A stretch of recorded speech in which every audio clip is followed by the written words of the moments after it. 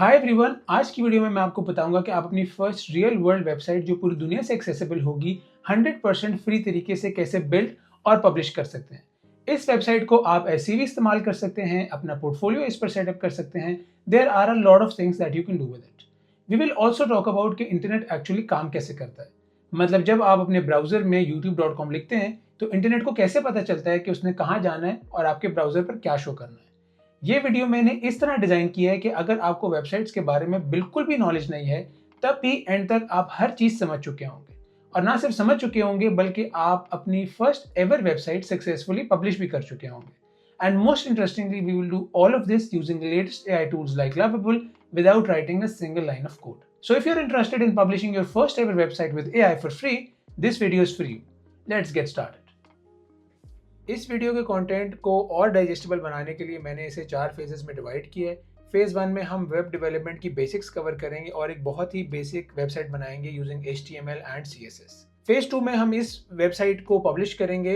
Website publish करने के लिए कुछ पेड ऑप्शंस होती हैं, कुछ फ्री ऑप्शंस होती हैं, लेकिन इस वीडियो में मैं आपको 100% फ्री ऑप्शन जो है वो बताऊंगा। इसके बाद फेज 3 में हम इंटरेस्टिंग काम शुरू करेंगे। यहाँ हम अपनी डोमेन नेम परचेस करके उसे अपनी वेबसाइट से लिंक करेंगे।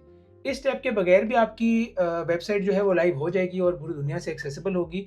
लेकिन जो लोग पर्सनलाइज्ड वेबसाइट बनाना चाहते हैं या जो लोग अपने नाम से या अपने ब्रांड के नाम से वेबसाइट बनाना चाहते हैं, उनके लिए ये स्टेप बहुत ज़रूरी है। और वैसे भी मैं जनरली रिकमेंड करूंगा कि सारे स्टेप को देखें ताकि आपको समझ आ जाए कि डोमेन्स किस तरह काम करती हैं और डोमेन्स को वेबसाइट से किस तरह लिंक किया जाता है। इस काम के लिए भी मैं आपको चीपेस्ट ऑप्शन बताऊंगा कि आपने अपनी वेबसाइट, अपने नाम की वेबसाइट या जो आप खरीदना चाहते हैं वो आप किस तरह सिर्फ $3 या $4 में खरीद सकते हैं। Again, I will be explaining every step on the way, so no prior knowledge is required. And like I mentioned in the beginning, I will also explain how the internet works in phase 3. So by the end of phase 3, we will be able to write a domain name on the browser and see our website. Just like YouTube या Facebook, जब आप जाके उनको browser पर लिखते हैं तो उनकी अपनी वेबसाइट जो है वो शो होती हैं।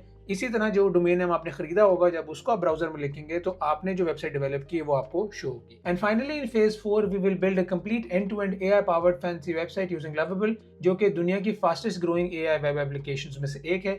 Lovable की तरह और भी कुछ एप्लीकेशंस हैं, Base 44 या Bolt, जो कि आपको वेब डेवलपमेंट अलाउ करती हैं just using AI without writing a single line of code. I've been trying and testing all of them for the past couple of months, 3 to 4 months, for the purpose of this video, ताकि मैं आप अपने experience से आपके साथ share कर सकूं। And I've designed a technique जिसको फॉलो करके अगर आप प्रॉम्प्ट लिखें तो आपके रिजल्ट्स मेरे ख्याल से 10 to 20 टाइम्स बेटर हो जाते हैं। ये सारी एप्लीकेशंस आपको फ्री टीयर पे मिनिमम क्रेडिट्स देती हैं जो कि फौरन खत्म हो जाते हैं, लेकिन इस टेक्निक से जो मैंने डिजाइन किया है इससे आपके मेरे ख्याल से फ्री टीयर पे ही बेहतरीन रिजल्ट्स आपको नजर आने लग जाएंगे और वेबसाइट्स आप इस्तेमाल कर सकेंगे without buying extra credits. Lovable में अगर आपको एक्स्ट्रा क्रेडिट्स की जरूरत है या आप एक्स्ट्रा क्रेडिट्स चाहते हैं तो you can use my invite link, इससे आपको शायद 10 या 20 क्रेडिट्स एक्स्ट्रा मिल जाएं। और जो मेरी टेक्निक है प्रॉम्प्ट्स बिल्ड करने के लिए इन वेबसाइट्स को इस्तेमाल करते हुए, वो मैं नीचे डिस्क्रिप्शन में शेयर कर दूंगा एक डॉक्यूमेंट, आप उसको पढ़ के अपने प्रॉम्प्ट जो हैं वो इंप्रूव कर सकते हैं। जो बिगिनर्स ये वीडियो देख रहे हैं मैं उनको रिकमेंड करूंगा कि वो सारे पार्ट्स देखें, एंड टू एंड कोई भी सेक्शन मिस ना करें, क्योंकि everything is related and link to one and other. लेकिन अगर आप प्रोफेशनल हैं and you know some stuff, क्योंकि मैं बहुत बेसिक्स समझाऊंगा और बहुत ही आसान अल्फाज में सब कुछ एक्सप्लेन करूंगा, then feel free to skip to the relevant parts. तो ये हमारा ओवरव्यू था। अब हम अपने फेज 1 जो कि बेसिक्स है उससे शुरू करते हैं और अपनी फर्स्ट वेबसाइट जो है वो बिल्ड करते हैं। तो शुरू करते हैं अपना फेज 1, जिसमें हम बेसिक्स ऑफ HTML और CSS डिस्कस करेंगे। सबसे पहला कॉन्सेप्ट तो हमें ये समझने की जरूरत है कि वेब पेज या वेबसाइट बनती किस तरह है। वेबसाइट जो है वो मल्टीपल वेब पेजेस से बनती है और वेब पेजेस जो हैं वो एक पीस ऑफ सॉफ्टवेयर के थ्रू आप ओपन कर सकते हैं। जैसे पाइथन की फाइल है, पाइथन की फाइल की एक्सटेंशन होती है .py एक्सटेंशन होती है, और उसको रन करने के लिए आपको अपने लैपटॉप में पाइथन इंस्टॉल करना ज़रूरी है। इसी तरह अगर आपके पास एक्सेल फाइल है तो एक्सेल फाइल को ओपन करने के लिए आपके पास माइक्रोसॉफ्ट एक्सेल या उसके इक्विवेलेंट को सॉफ्टवेयर नहीं होगा, तब तक आप उसको ओपन नहीं कर सकते। तो हर फाइल का एक फॉर्मेट होता है, PDF फाइल होती है, उसका .pdf फॉर्मेट होता है या एक्सटेंशन होती है, और उसको ओपन करने के लिए आपको PDF ओपनर चाहिए जिसके थ्रू आप व्यू कर सकें अपनी PDF फाइल्स। तो यहाँ तक ये बात समझने की जरूरत है कि हर काम के लिए एक एक्सटेंशन होती है फाइल की, और उस एक्सटेंशन को ओपन करने के लिए एक स्पेसिफिक सॉफ्टवेयर होता है। इसी तरह HTML जो है वो वेब पेजेस डेवलप करने के लिए जो है वो इस्तेमाल होती है, और HTML एक्सटेंशन वाली फाइल्स को ओपन करने के लिए जो सॉफ्टवेयर है उसको कहते हैं ब्राउजर। वेब ब्राउजर मेरे ख्याल से हर इंसान को पता है क्या होता है, वो हर इंसान डेली इस्तेमाल करता है। गूगल क्रोम, सफारी, फायरफॉक्स, ओपरा, हज़ार किस्म के वेब ब्राउजर्स हैं जिनके थ्रू आप इंटरनेट से एक्सेस करते हैं वेबसाइट्स। और जैसे मैंने बताया है कि उनको डेवलप करने के लिए जो लैंग्वेज है या जो फॉर्मेट है वो है HTML। तो हम अपनी सबसे पहली HTML की जो फाइल है वो डेवलप करते हैं। उसका नाम रखते हैं ai-with-hasan.html और यहाँ पर इसकी एक्सटेंशन HTML है। इसका मतलब फिक्स हो चुका है कि इसको ओपन जो करेंगे वो हम ब्राउज़र में ओपन करेंगे। और जैसे हर फाइल को लिखने का एक तरीका होता है, जैसे पाइथन की फाइल है उसको लिखने का एक अलग तरीका है। अगर आप में से कोई और C++ कोडिंग करते हैं या C# पे कोडिंग करते हैं या जावास्क्रिप्ट पे कोडिंग करते हैं, तो हर किस्म की फाइल को लिखने का एक अलग सिंटैक्स है और एक अलग तरीका है। पाइथन में जैसे आप शुरू में इंपोर्ट्स करते हैं, फिर कोई लूप लगाते हैं, कहीं वेरिएबल डिफाइन करते हैं, इसी तरह HTML को लिखने का भी अपना तरीका है जिसके थ्रू आप वेबसाइट्स बिल्ड कर सकते हैं। सबसे पहला काम जो आपने करना होता है HTML फाइल बनाने के बाद, वो एक डिक्लेरेशन बतानी होती है कि ये कौन सी HTML वर्जन है। जैसे पाइथन में डिफरेंट वर्जन होते हैं, उसी तरह HTML के भी डिफरेंट वर्जन होते हैं। जो सबसे पहला काम आपने करना है वो यहाँ पर एक सिंपल लाइन लिखनी है और उसमें हम बताएंगे कि कौन सी वर्जन के थ्रू हम HTML लिख रहे हैं। इसको कहते हैं डॉग टाइप डिक्लेरेशन। तो जब डॉग टाइप HTML लिखा होगा तो आपके ब्राउजर को ऑटोमेटिक समझ आ जाएगा कि ये HTML5 पे लिखी हुई है और उसके नीचे जो कोड हम लिखेंगे, जो सिंटैक्स लिखेंगे, जो लाइंस हम लिखेंगे, वो फिर उस हिसाब से ब्राउजर जो है वो रीड करेगा।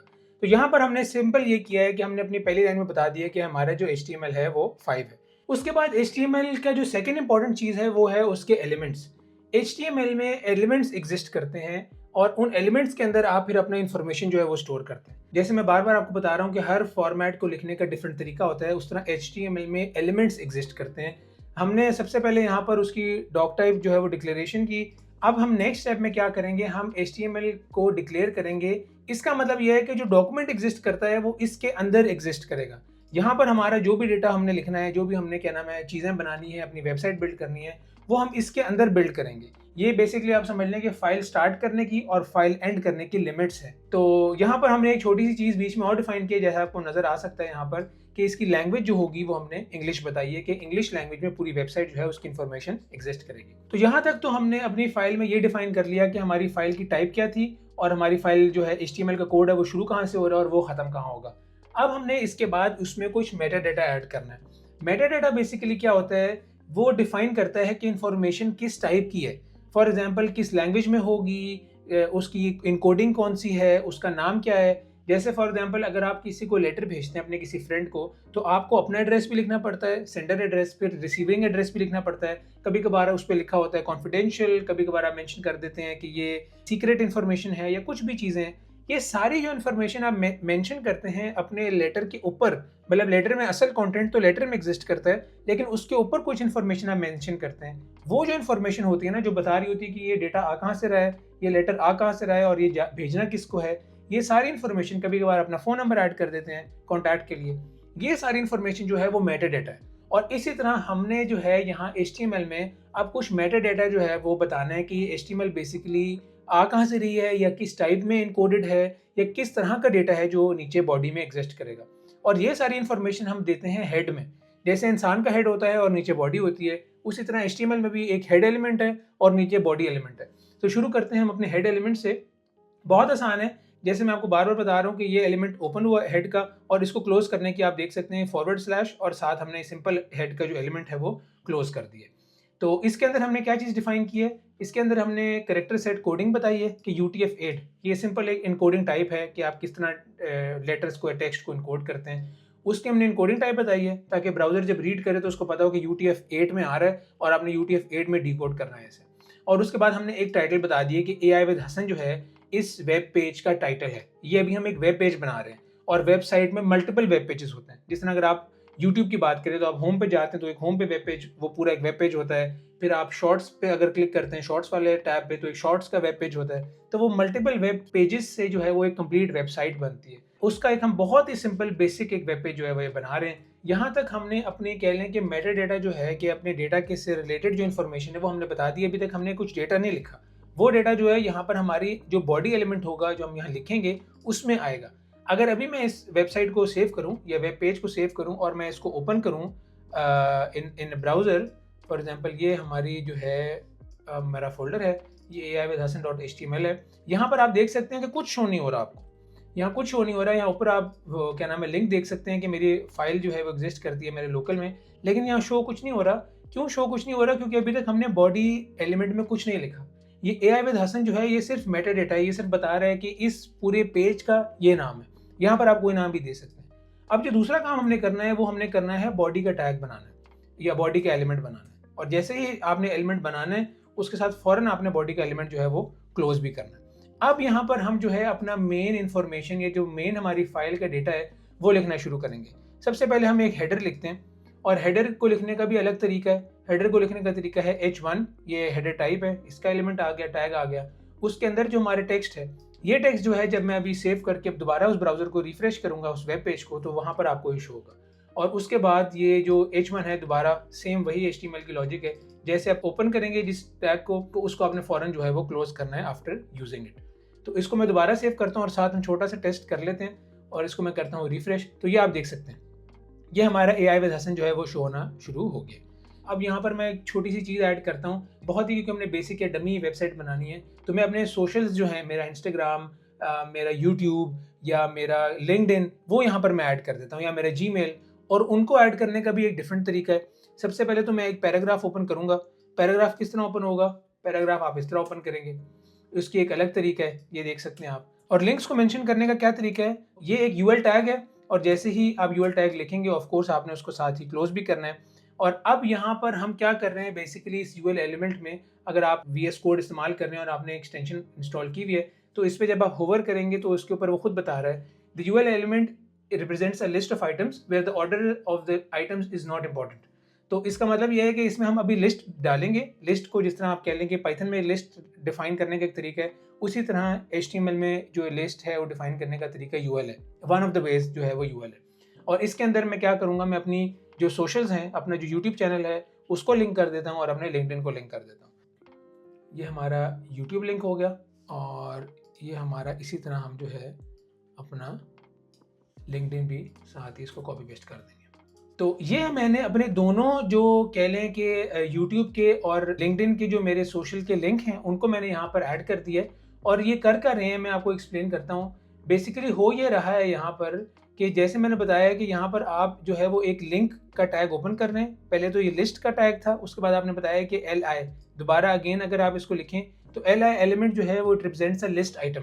तो लिस्ट आइटम जो है उसको हम यहाँ सेटअप कर रहे हैं। उसके अंदर हमने एक चीज़ की है, ये मैं आपको बताता हूँ क्या चीज़ है। ये हमने यहाँ पर इसको इस्तेमाल किया है और इसके अंदर डेटा एंटर करने के बाद हमने दोबारा लिस्ट आइटम का जो एलिमेंट था उसको यहाँ क्लोज कर दिया।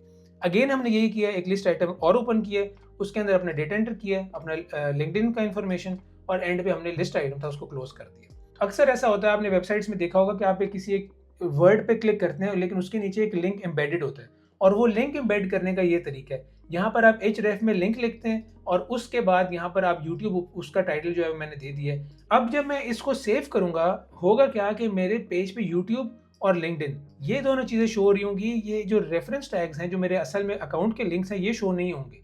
जब मैं YouTube और लिंक्डइन पे क्लिक करूँगा अपनी वेबसाइट पे, तो वो न्यू टैब में मुझे इस लिंक पे ले जाएगा।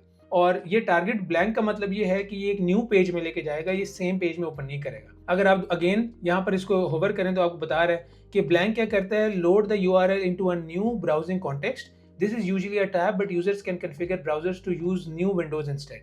तो इसका मतलब ये है कि जब हम इस पर क्लिक करेंगे, ये मैंने ऐसे कॉन्फ़िगर किया है, तो रादर देन कि वो सेम पेज में वो ये वाला लिंक ओपन हो जाए, वो एक न्यू पेज में जो है वो ओपन करेगा। और इसको हम टेस्ट भी करते हैं।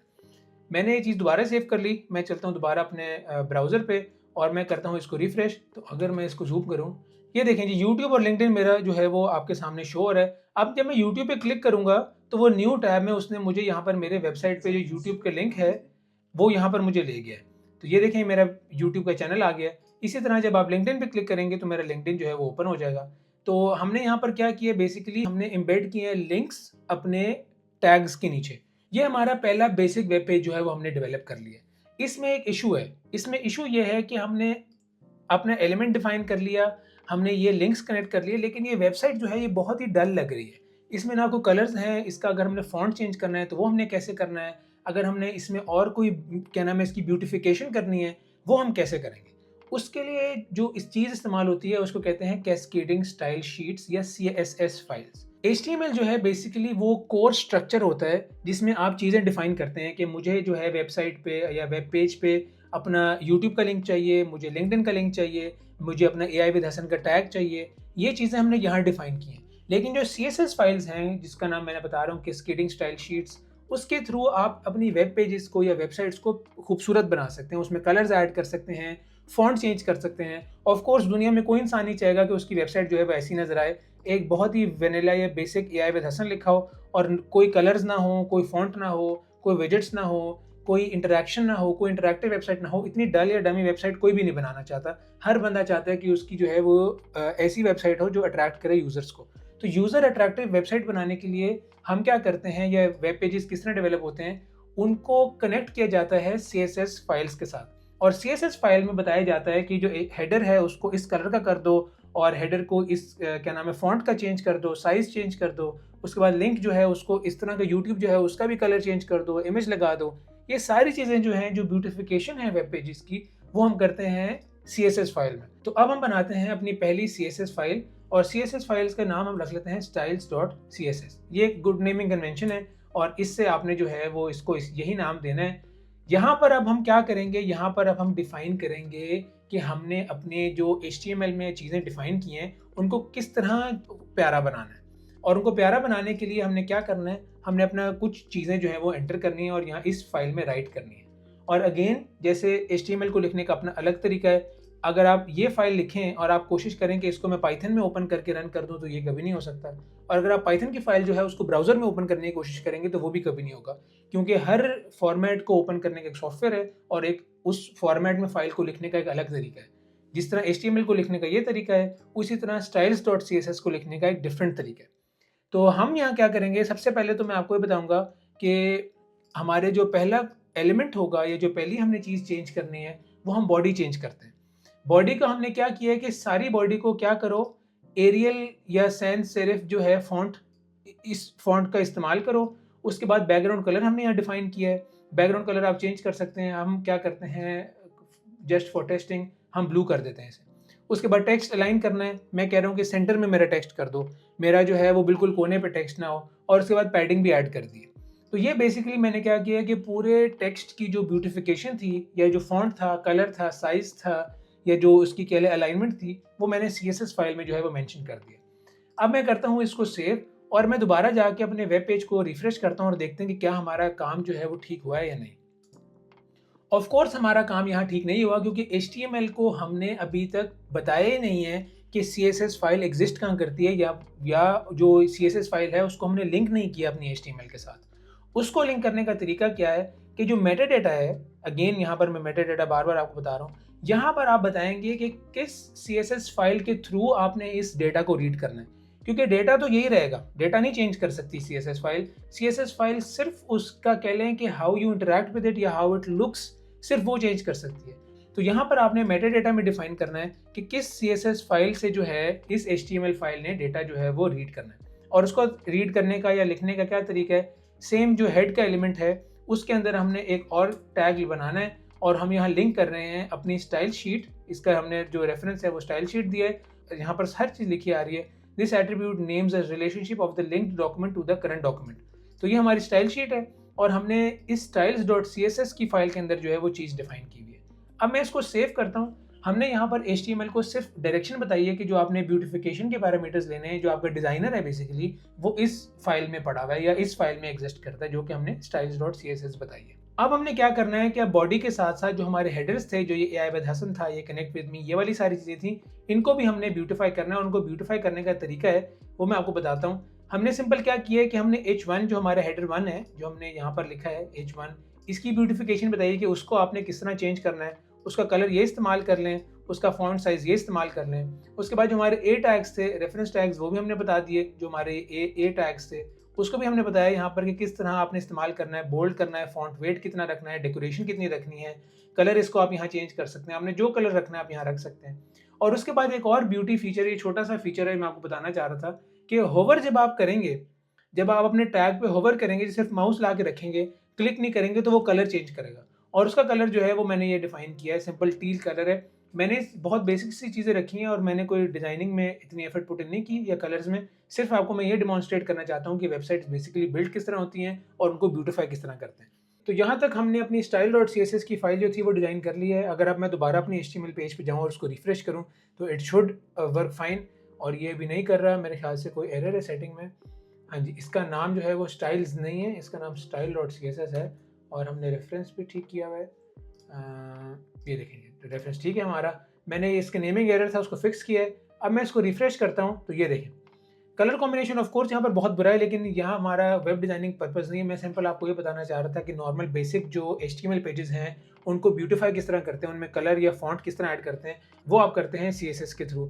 अगर आपने यहाँ पर दोबारा style.css में जाके इस कलर को चेंज करना है, फॉर एग्जाम्पल इसको सिंपल ब्लैक कर सकते हैं और इसको सेव करके अगर आप रिफ्रेश करें तो देखेंगे कि ये देखें ये भी AI विद हसन जो है वो भी ब्लैक हो चुका है। और एक और फीचर जो हमने बनाया था अपनी CSS फाइल में वो था हवर फीचर। वो यहाँ पर आपको नज़र आ रहा है कि जब आप A टैग्स पे हवर करें तो आपको ये टील कलर जो है वो शो होना चाहिए, और यही फीचर जो है हम ट्राई करेंगे। ये देखें अभी मैं क्लिक नहीं कर रहा, सिंपल मैं माउस लेकर आता हूँ, मैं इसको थोड़ा और जूम करता हूँ।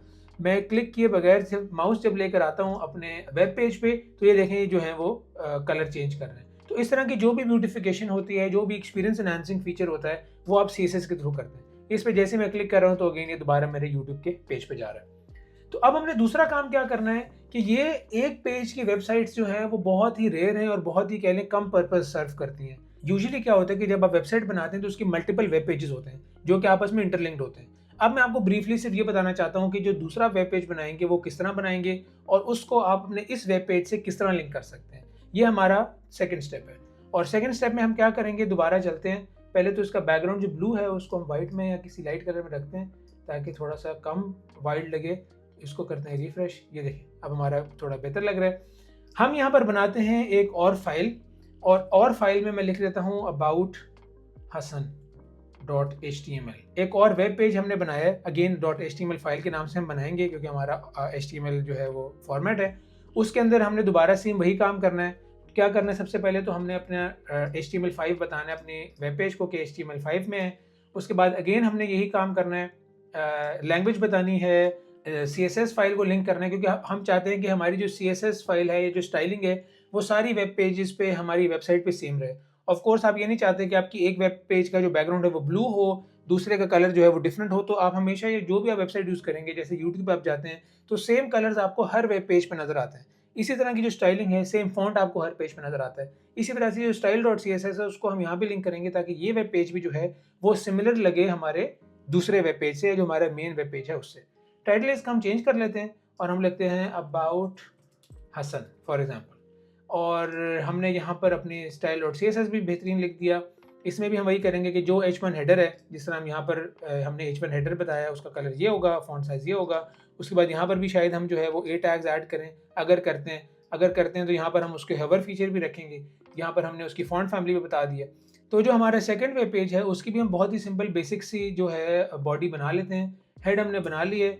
यहाँ पर अब हम क्या करते हैं, HTML का टैग भी हमने क्लोज नहीं किया। सबसे पहले तो HTML का टैग क्लोज करते हैं, देखिए ऑलरेडी हमें सजेस्ट कर रहा है। और यहाँ पर हम बना लेते हैं बॉडी का टैग, और उसने क्लोज भी कर दिया हमारे लिए। तो ये हमारा जो बेसिक स्ट्रक्चर था वो हमने सेटअप कर लिया है। हम क्या करेंगे, यहाँ पर हमने पिछले जो हमारा फर्स्ट पेज था उसमें हमने हेडिंग दी थी AI विद हसन। यहाँ पर हम हेडिंग दे देते हैं अबाउट मी, और इसमें हम क्या करते हैं कि हम एक दो टेक्स्ट बना लेते हैं। सिंपल मैंने क्या किया है, यहाँ पर एक टेक्स्ट लिखा है और पैराग्राफ एलिमेंट में ये जो P एलिमेंट है इसमें मैंने यहाँ पर इसको ऐड कर दिया। मैंने यहाँ लिखा हुआ है, hello my name is Hasan, I am passionate about AI technology and teaching. On this website, I share tutorials, experiments, and ideas that make AI easier to understand. When I'm not making content, you'll usually find me exploring new AI tools, coding small projects, or creating videos for my YouTube channel. तो इस website पे या इस web page पे हमने simple जो है Hasan AI with Hasan की मिशन स्टेटमेंट जो है वो ऐड की है। तो ये हमारा वेब पेज जो है वो क्रिएट हो चुका है। अगर मैं अगेन दोबारा इस अबाउट हसन वाले वेब पेज को ओपन करूँ तो अबाउट हसन वाला जो वेब पेज था वो भी ओपन हो चुका है। आप यहाँ देख सकते हैं कि मेरा जो टेक्स्ट है वो सेंटर्ड है। अगेन क्यों सेंटर्ड है, क्योंकि CSS फाइल जो मैंने लिंक की हुई थी वो उसकी वजह से उस CSS फाइल में ये चीज़ मेंशन थी। मेरा जो टेक्स्ट का जो फॉन्ट था वो भी आप यहाँ देख सकते हैं, it is the same as हमारा जो मेन पेज था, इसके जो फॉन्ट था वो भी ऐसा ही है। क्यों ऐसा है, क्योंकि हमने यहाँ पर भी अपनी CSS फाइल जो है वो लिंक की हुई है। यहाँ पर अब एक इशू ये है कि हमारे जो वेब पेजेस हैं वो अलग अलग तो काम कर रहे हैं लेकिन हम मैनूवर नहीं कर पा रहे। हम अपने पहले पेज पे हमारे पास कोई ऐसी जगह नहीं है जहाँ से हम क्लिक करें तो हम अपने दूसरे पेज पे जाएं और दूसरे पेज पे क्लिक करें तो हम अपने पहले पेज पे आएँ। ये काम करने के लिए हमें अपने वेब पेजेस में एक दूसरे को लिंक करना पड़ेगा। उसका भी एक स्पेसिफिक तरीका है, वो मैं आपको बताता हूँ। तो इस काम के लिए हम जो अपने वेब पेजेस हैं उनमें एक छोटी सी चीज़ क्रिएट करेंगे, और वो क्रिएट हमने कैसे करना है, एक सिंपल सा लिंक है। जैसे हमने ऑलरेडी ये लिंक जो है वो ऐड किया है, इसी तरह एक और लिंक हम ऐड करेंगे। वो क्या लिंक करेगा कि अबाउट मी शो करेगा, जैसे यहाँ पर यूट्यूब शो करता था या लिंक्डइन शो करता था, और उसके अंदर जो हमारा रेफरेंस होगा वो हमारा होगा about.html। ये मेरी टेस्टिंग का नाम था, about.html के बजाय हमने यहाँ पर about hasan लिखा है, तो about hasan.html है, ये इसको ओपन करेगा। दोबारा मैं जाता हूँ अपने मेन पेज पे, इसको करते हैं रिफ्रेश, तो ये देखें अबाउट मी सेक्शन जो है वो आ गया है। इसको हवर करने के बाद हमारे पास इसका कलर भी चेंज हो रहा है। जब मैं इसको क्लिक करूंगा, मैं इसको दूसरे पेज को क्लोज करता हूँ, जब मैं इसको क्लिक करूंगा तो हमें नए पेज पे जाना चाहिए। ये देखें जी बेहतरीन, हमारा नया पेज जो है वो सेम उसी पेज पे जो है वो ओपन हुआ है। हमने नया वेब पेज जो है वो ओपन नहीं किया, क्योंकि हमने यहाँ पर टारगेट जो है वो ब्लैंक सेटअप नहीं किया। अगर मैं यहाँ टारगेट ब्लैंक सेटअप कर दूँ सेम तरीके से, अब जब हम रिफ्रेश करके इस पर क्लिक करेंगे तो ये देखें अब नए वेब पेज पे जो है वो अबाउट मी ओपन हो रहा है। तो एक छोटी सी चीज़ है जो मैं आपको बताना चाहता था। यही काम अब हमने क्या करना है, सेम इसी को कॉपी करते हैं और ये काम अब हमने अपने अबाउट हसन वाले पेज पे भी जो एंड हमारा है वहाँ पर अब हमने इसको पेस्ट कर देना है, और हम अबाउट मी की बजाय कर देते हैं बैक टू मेन पेज। ये हम शो करेंगे यूज़र को, और यहाँ about.hasan.html नहीं होगा, यहाँ होगा ai-with-hasan.html। अब हम दोबारा अबाउट मी पे जाते हैं, और अबाउट मी पे अब आप देख सकते हैं कि एक बैक टू मेन पेज वाली जो ऑप्शन थी वो आपको शो हो रही है। इसमें जब आप क्लिक करेंगे तो आप दोबारा अपने अबाउट मी वाले या मेन पेज पे जो है वो आ जाएंगे। तो मैं आपको इसी तरह सिंपल कनेक्शन बताना चाहता था कि वेब पेजेस आपस में किस तरह कनेक्ट होते हैं, किस तरह लिंक होते हैं। यूजुअली जो न्यू टैब में ओपन करने वाला एक्सपीरियंस है वो इतना क्लीन एक्सपीरियंस नहीं है। वो इस तरह के यूट्यूब के वेब लिंक्स के लिए तो अच्छा है, लेकिन जो आपकी वेबसाइट के अंदर के वेब पेजेस होते हैं डिफरेंट, उनके लिए आप यूजुअली टारगेट ब्लैंक नहीं रखते। इसका मतलब है कि आप न्यू ब्राउज़र पर नहीं ओपन करते। तो इसको हम यहाँ से हटा देते हैं और दोबारा फाइनल टेस्टिंग करते हैं अपनी ऐप की या अपनी वेबसाइट की। ये देखें अबाउट मी पे क्लिक करेंगे तो सेम विंडो में हमारे अबाउट मी खुल गया सेक्शन, और बैक टू मेन पेज पे क्लिक करेंगे तो हमारा सेम पेज पे हमारा जो है वो मेन पेज खुल चुका है। तो फेज़ 1 हमारा यहाँ पर कंप्लीट होता है। हमने अपनी पहली वेबसाइट जो कि बहुत ही डमी है, बेसिक वेबसाइट थी, वो हमने बना ली है। अब इस वेबसाइट को हम पब्लिश करना चाहते हैं कहीं पर, ताकि ऐसा ना हो कि हम फोल्डर पे क्लिक करके अपनी जो फाइल पे क्लिक करके उसको ओपन करना पड़े। लेकिन हम सिंपल ये चाहते हैं कि जो हमने वेबसाइट बिल्ड कर ली है उसको हम ऐसे पब्लिश करें ताकि दुनिया में जो भी यूज़र जाके यूआरएल में हमारी वेबसाइट का नाम लिखे तो उसको ये वाली वेबसाइट जो है वो शो। जैसे आप फेसबुक यूज़ करते हैं, गूगल कनेक्ट करते हैं अपने ब्राउज़र से, सिंपल google.com लिखते हैं और आप उसकी वेबसाइट जो आपको शो होती है। उसी तरह हम चाहते हैं कि हमने जो डेवलप की है वेबसाइट, इसको हम पब्लिश करें एक तरीके से ताकि बाकी दुनिया जो है वो इसे एक्सेस कर सके, और ये काम हम करेंगे अपने फेज़ 2 में। सेकंड फेज़ में हमारी जो डमी वेबसाइट हमने डेवलप की है फेज़ 1 में, उसको हम पब्लिश करना चाहते हैं। अब वेबसाइट पब्लिश करने के लिए मल्टीपल ऑप्शंस अवेलेबल हैं, कुछ पेड ऑप्शंस हैं, कुछ फ्री ऑप्शंस हैं। मैं आपको टोटली 100% फ्री ऑप्शन बताऊंगा जो कि है गिटहब पेजेस। गिटहब मेरे ख्याल से हर इंसान ने इस्तेमाल किया होगा, और गिटहब एक बहुत ही इनक्रेडिबल फीचर देता है कि आप अपनी वेबसाइट जो है अपनी रिपोजिटरी में अपलोड करके फ्री तरीके से उसको पब्लिश कर सकते हैं। ये मैं आपको स्टेप बाय स्टेप इस फेज़ में बताऊंगा। आपने करना क्या है कि सबसे पहले तो आपने जाना है गिटहब पे और वहाँ पर अपना अकाउंट बनाना है अगर आपके पास अकाउंट नहीं है। गिटहब का लिंक भी मैं आपको नीचे दे दूंगा। सबसे पहले आपने जाना है गिटहब पे और यहाँ पर आपने अपना अकाउंट बनाना है। मेरा अकाउंट ऑलरेडी बना हुआ है, मैंने लॉगिन भी यहाँ पर किया हुआ है। आप देख सकते हैं यहाँ पर डिफरेंट रिपोजिटरीज हैं। गिटहब पे आपने एक नई रिपोजिटरी बनानी है, वो आपने बनानी है यहाँ टॉप राइट पे जाके। ये टॉप राइट पे अगर आपको यहाँ नज़र आ रहा है मेरा कर्सर, तो क्रिएट न्यू पे जब आप क्लिक करेंगे तो यहाँ पर न्यू इश्यूज़ हैं, न्यू रिपोजिटरी है, इंपोर्ट रिपोजिटरी है। यहाँ पर आपने न्यू रिपोजिटरी पे क्लिक करना है। रिपोजिटरी बेसिकली जैसे आपके कंप्यूटर में फोल्डर्स होते हैं, उसी तरह आप समझ सकते हैं कि गिटहब में रिपोजिटरी भी एग्जैक्टली वही काम करती है। यहाँ पर हम क्या करते हैं, AI with Hasan website for example या डमी वेबसाइट, यहाँ हम इस फोल्डर का जो है या इस रिपोजिटरी का जो है वो नाम दे रहे हैं। और आपने एक चीज़ जो है वो जहन में रखनी है रिपोजिटरी बनाते हुए, व्हेन यू आर यूजिंग या when you want to use GitHub pages, and that is that you should keep the repository public. आप गिटहब पे आप पब्लिक और प्राइवेट दोनों रिपोजिटरीज बना सकते हैं। अगर आप किसी प्राइवेट प्रोजेक्ट पे काम कर रहे हैं और दुनिया में किसी और को आप नहीं दिखाना चाहते, तो यहाँ पर आप उसकी विजिबिलिटी जो है वो प्राइवेट कर सकते हैं। यहाँ पर इसको प्राइवेट पे क्लिक कर सकते हैं। लेकिन प्राइवेट रिपोजिटरी करने के बाद गिटहब पेजेस जो है वो फ्री नहीं रहता, वो फिर पेड ऑप्शन पे चला जाता है और वो कहता है you have to pay to host websites that are uploaded in private repositories. तो हमारी ऐसी वेबसाइट है नहीं जिसके हम बहुत सीक्रेट कोई काम कर रहे हैं या जो हम शेयर नहीं करना चाहते। हमारा काम ही यही है कि हम शेयर करें दुनिया से कि हम वेबसाइट किस तरह बिल्ड करते हैं या पब्लिश किस तरह करनी है। तो आपने इसको पब्लिक रखना है और क्रिएट रिपोजिटरी पे जो है वो क्लिक कर देना है। ये बेसिकली करेगा क्या कि ये आप इस तरह का कोई UI आपको दिखाएगा। इसका मतलब है कि AI with Hasan dummy website की जो रिपोजिटरी थी वो अब बन चुकी है और यहाँ पर अभी इसमें कोई फाइल नहीं एग्जिस्ट करती। फाइल्स आपने कौन सी अपलोड करनी है? फाइल आपने वो अपलोड करनी है जो हमने अभी डेवलप की है। तो ये जो हमारी 3 फाइल्स हमने बनाई हैं, abouthasan.html, aiwithhasan.html और style.css, ये फाइल्स जो हैं ये बेसिकली हमारी पूरी वेबसाइट है। हमारी जो डमी वेबसाइट है इन तीनों से मिलके बनी है और इनको हमने अपनी इस रिपॉजिटरी में अपलोड करना है। इसको यहाँ पर अपलोड करने के मुख्तलिफ तरीके हैं। सबसे आसान तरीका है कि यहाँ पर जैसे आपको नज़र आ रहा होगा कि ये एक अपलोड एन एग्जिस्टिंग फाइल की ऑप्शन है। आपने अपलोड एन एग्जिस्टिंग फाइल पे क्लिक करना है और यहाँ पर अब आपने जो आपकी फाइल्स हैं उनको ड्रैग एंड ड्रॉप तरीके से, जो मेरी ये फाइल्स हैं तीनों, ये मेरी 3 फाइल्स हैं, अबाउट हसन, aiwithhasan.html और style.css। इन तीनों को आपने सिंपल ग्रैब करके यहाँ पर ड्रॉप कर देना है। इसको ड्रॉप करने का मतलब ये होगा कि अब ये तीनों फाइल आपकी रिपॉजिटरी पे अपलोड हो चुकी हैं। अपलोड फिनिश करने के लिए यहाँ पर आपने जो है एक मैसेज लिख दें, upload files for my first website. यहाँ पर जब आप कमिट चेंजेस पे क्लिक करेंगे तो ये तीनों फाइल्स जो हैं ये आपको नजर आएंगी कि आपकी रिपॉजिटरी में अपलोड हो चुकी हैं। ये देखें, abouthasan.html, aiwithhasan.html और style.css। तो यहाँ तक आपकी वेबसाइट जो थी वो रिपॉजिटरी में जा चुकी है। अब हमने करना क्या है कि अब हमने इसकी सेटिंग ऐसे चेंज करनी है ताकि आपकी वेबसाइट जो है वो ऑनलाइन हो जाए और बाकी लोग जो पूरी दुनिया से एक्सेस करना चाहते हैं उसे एक्सेस कर सकें और ये पब्लिश हो जाए। इस काम के लिए आपने क्या करना है, आपने जाना है अपनी रिपॉजिटरी की सेटिंग्स में। यहाँ राइट पे आपको सेटिंग्स नजर आएगी और इस सेटिंग्स में जाने के बाद जब आप थोड़ा सा स्क्रॉल करेंगे नीचे तो आपको यहाँ पर पेजेस की ऑप्शन नजर आएगी लेफ्ट पे। ये मेरा कर्सर आपको नजर आ रहा है। इस पेजेस पे जब आप क्लिक करेंगे तो यहाँ पर जो पेजेस ऑप्शन है, ये गिटहब पेजेस है, ये वो जगह है जहाँ पर आप बेसिकली डिफाइन करते हैं कि आपने अपनी वेबसाइट जो है वो लाइव करनी है। और इसको लाइव करने के लिए क्या करना है, आपने ब्रांच बतानी है। ब्रांच जो है वो हमारी मेन है। अगर यहाँ पर आपको मेन नहीं नजर आ रही तो डेवलप या मास्टर कुछ भी आपको नजर आएगा, लेकिन मोस्ट प्रॉब्ली ये मेन ही होगी। मेन पे आपने क्लिक करना है। ये रूट जो है उसको आपने डिफॉल्ट ही रहने देना है और यहाँ सिंपल आपने इसको सेव कर देना है। और सेव करने के बाद कुछ चीज़ें आपको और शो होंगी, जैसे कस्टम डोमेन। अगर आप अपनी मर्जी का नाम रखना चाहते हैं इसका तो वो यहाँ पर आपने एंटर करना है। वो हम नेक्स्ट फेज में मैं आपको बताऊंगा कि कस्टम डोमेन आपने खरीदनी कैसे और उसको लिंक कैसे करना है। लेकिन कस्टम डोमेन के बगैर भी ये वेबसाइट पूरी दुनिया से एक्सेसिबल होगी और मैं आपको बताता हूँ कि आपने कौन से लिंक पे आपने क्लिक करना है इस वेबसाइट को एक्सेस करने के लिए। तो ये चीज़ सेव करने के बाद you have to wait some time. आप 2 to 5 मिनट्स वेट करेंगे और इस पेज को जब आप रिफ्रेश करेंगे तो ये आपकी वेबसाइट जो है वो लाइव हो चुकी होगी और ये आपको मैसेज शो करेगा कि your site is live at this URL।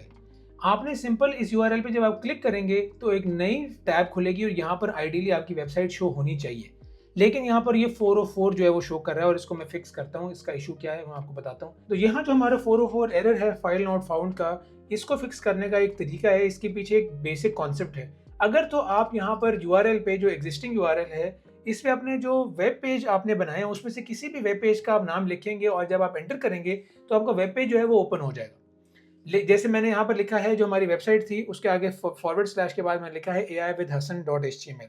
उसकी स्पेलिंग वगैरह सब कुछ आपने वैसी रखनी है जैसी है और इसको जब आप एंटर करेंगे तो फिर आपको वेब पेज जो है वो शो होगा। लेकिन आइडियल वर्ल्ड में ऐसा नहीं होता। जब आप फेसबुक खोलते हैं तो facebook.com/ के बाद आप कुछ नहीं लिखते, आप सिंपल facebook.com लिखते हैं और आपकी वेबसाइट जो है वो ओपन हो जाती है। और उसकी रीज़न ये है कि ब्राउज़र जो है वो index.html एक रिजर्व्ड कीवर्ड है जिसको सर्च करता है बाय डिफ़ॉल्ट। जैसे ही आप कोई वेबसाइट ओपन करते हैं तो उस वेबसाइट की जो index.html फाइल है वो बाय डिफ़ॉल्ट उसकी पहली होम पेज फाइल होती है और वो हमने अभी तक बनाई ही नहीं। हमारा जो मेन पेज है वो हमने बनाया है aiwithhasan के नाम से .html, लेकिन इसका जो असल नाम होना चाहिए वो होना चाहिए index.html।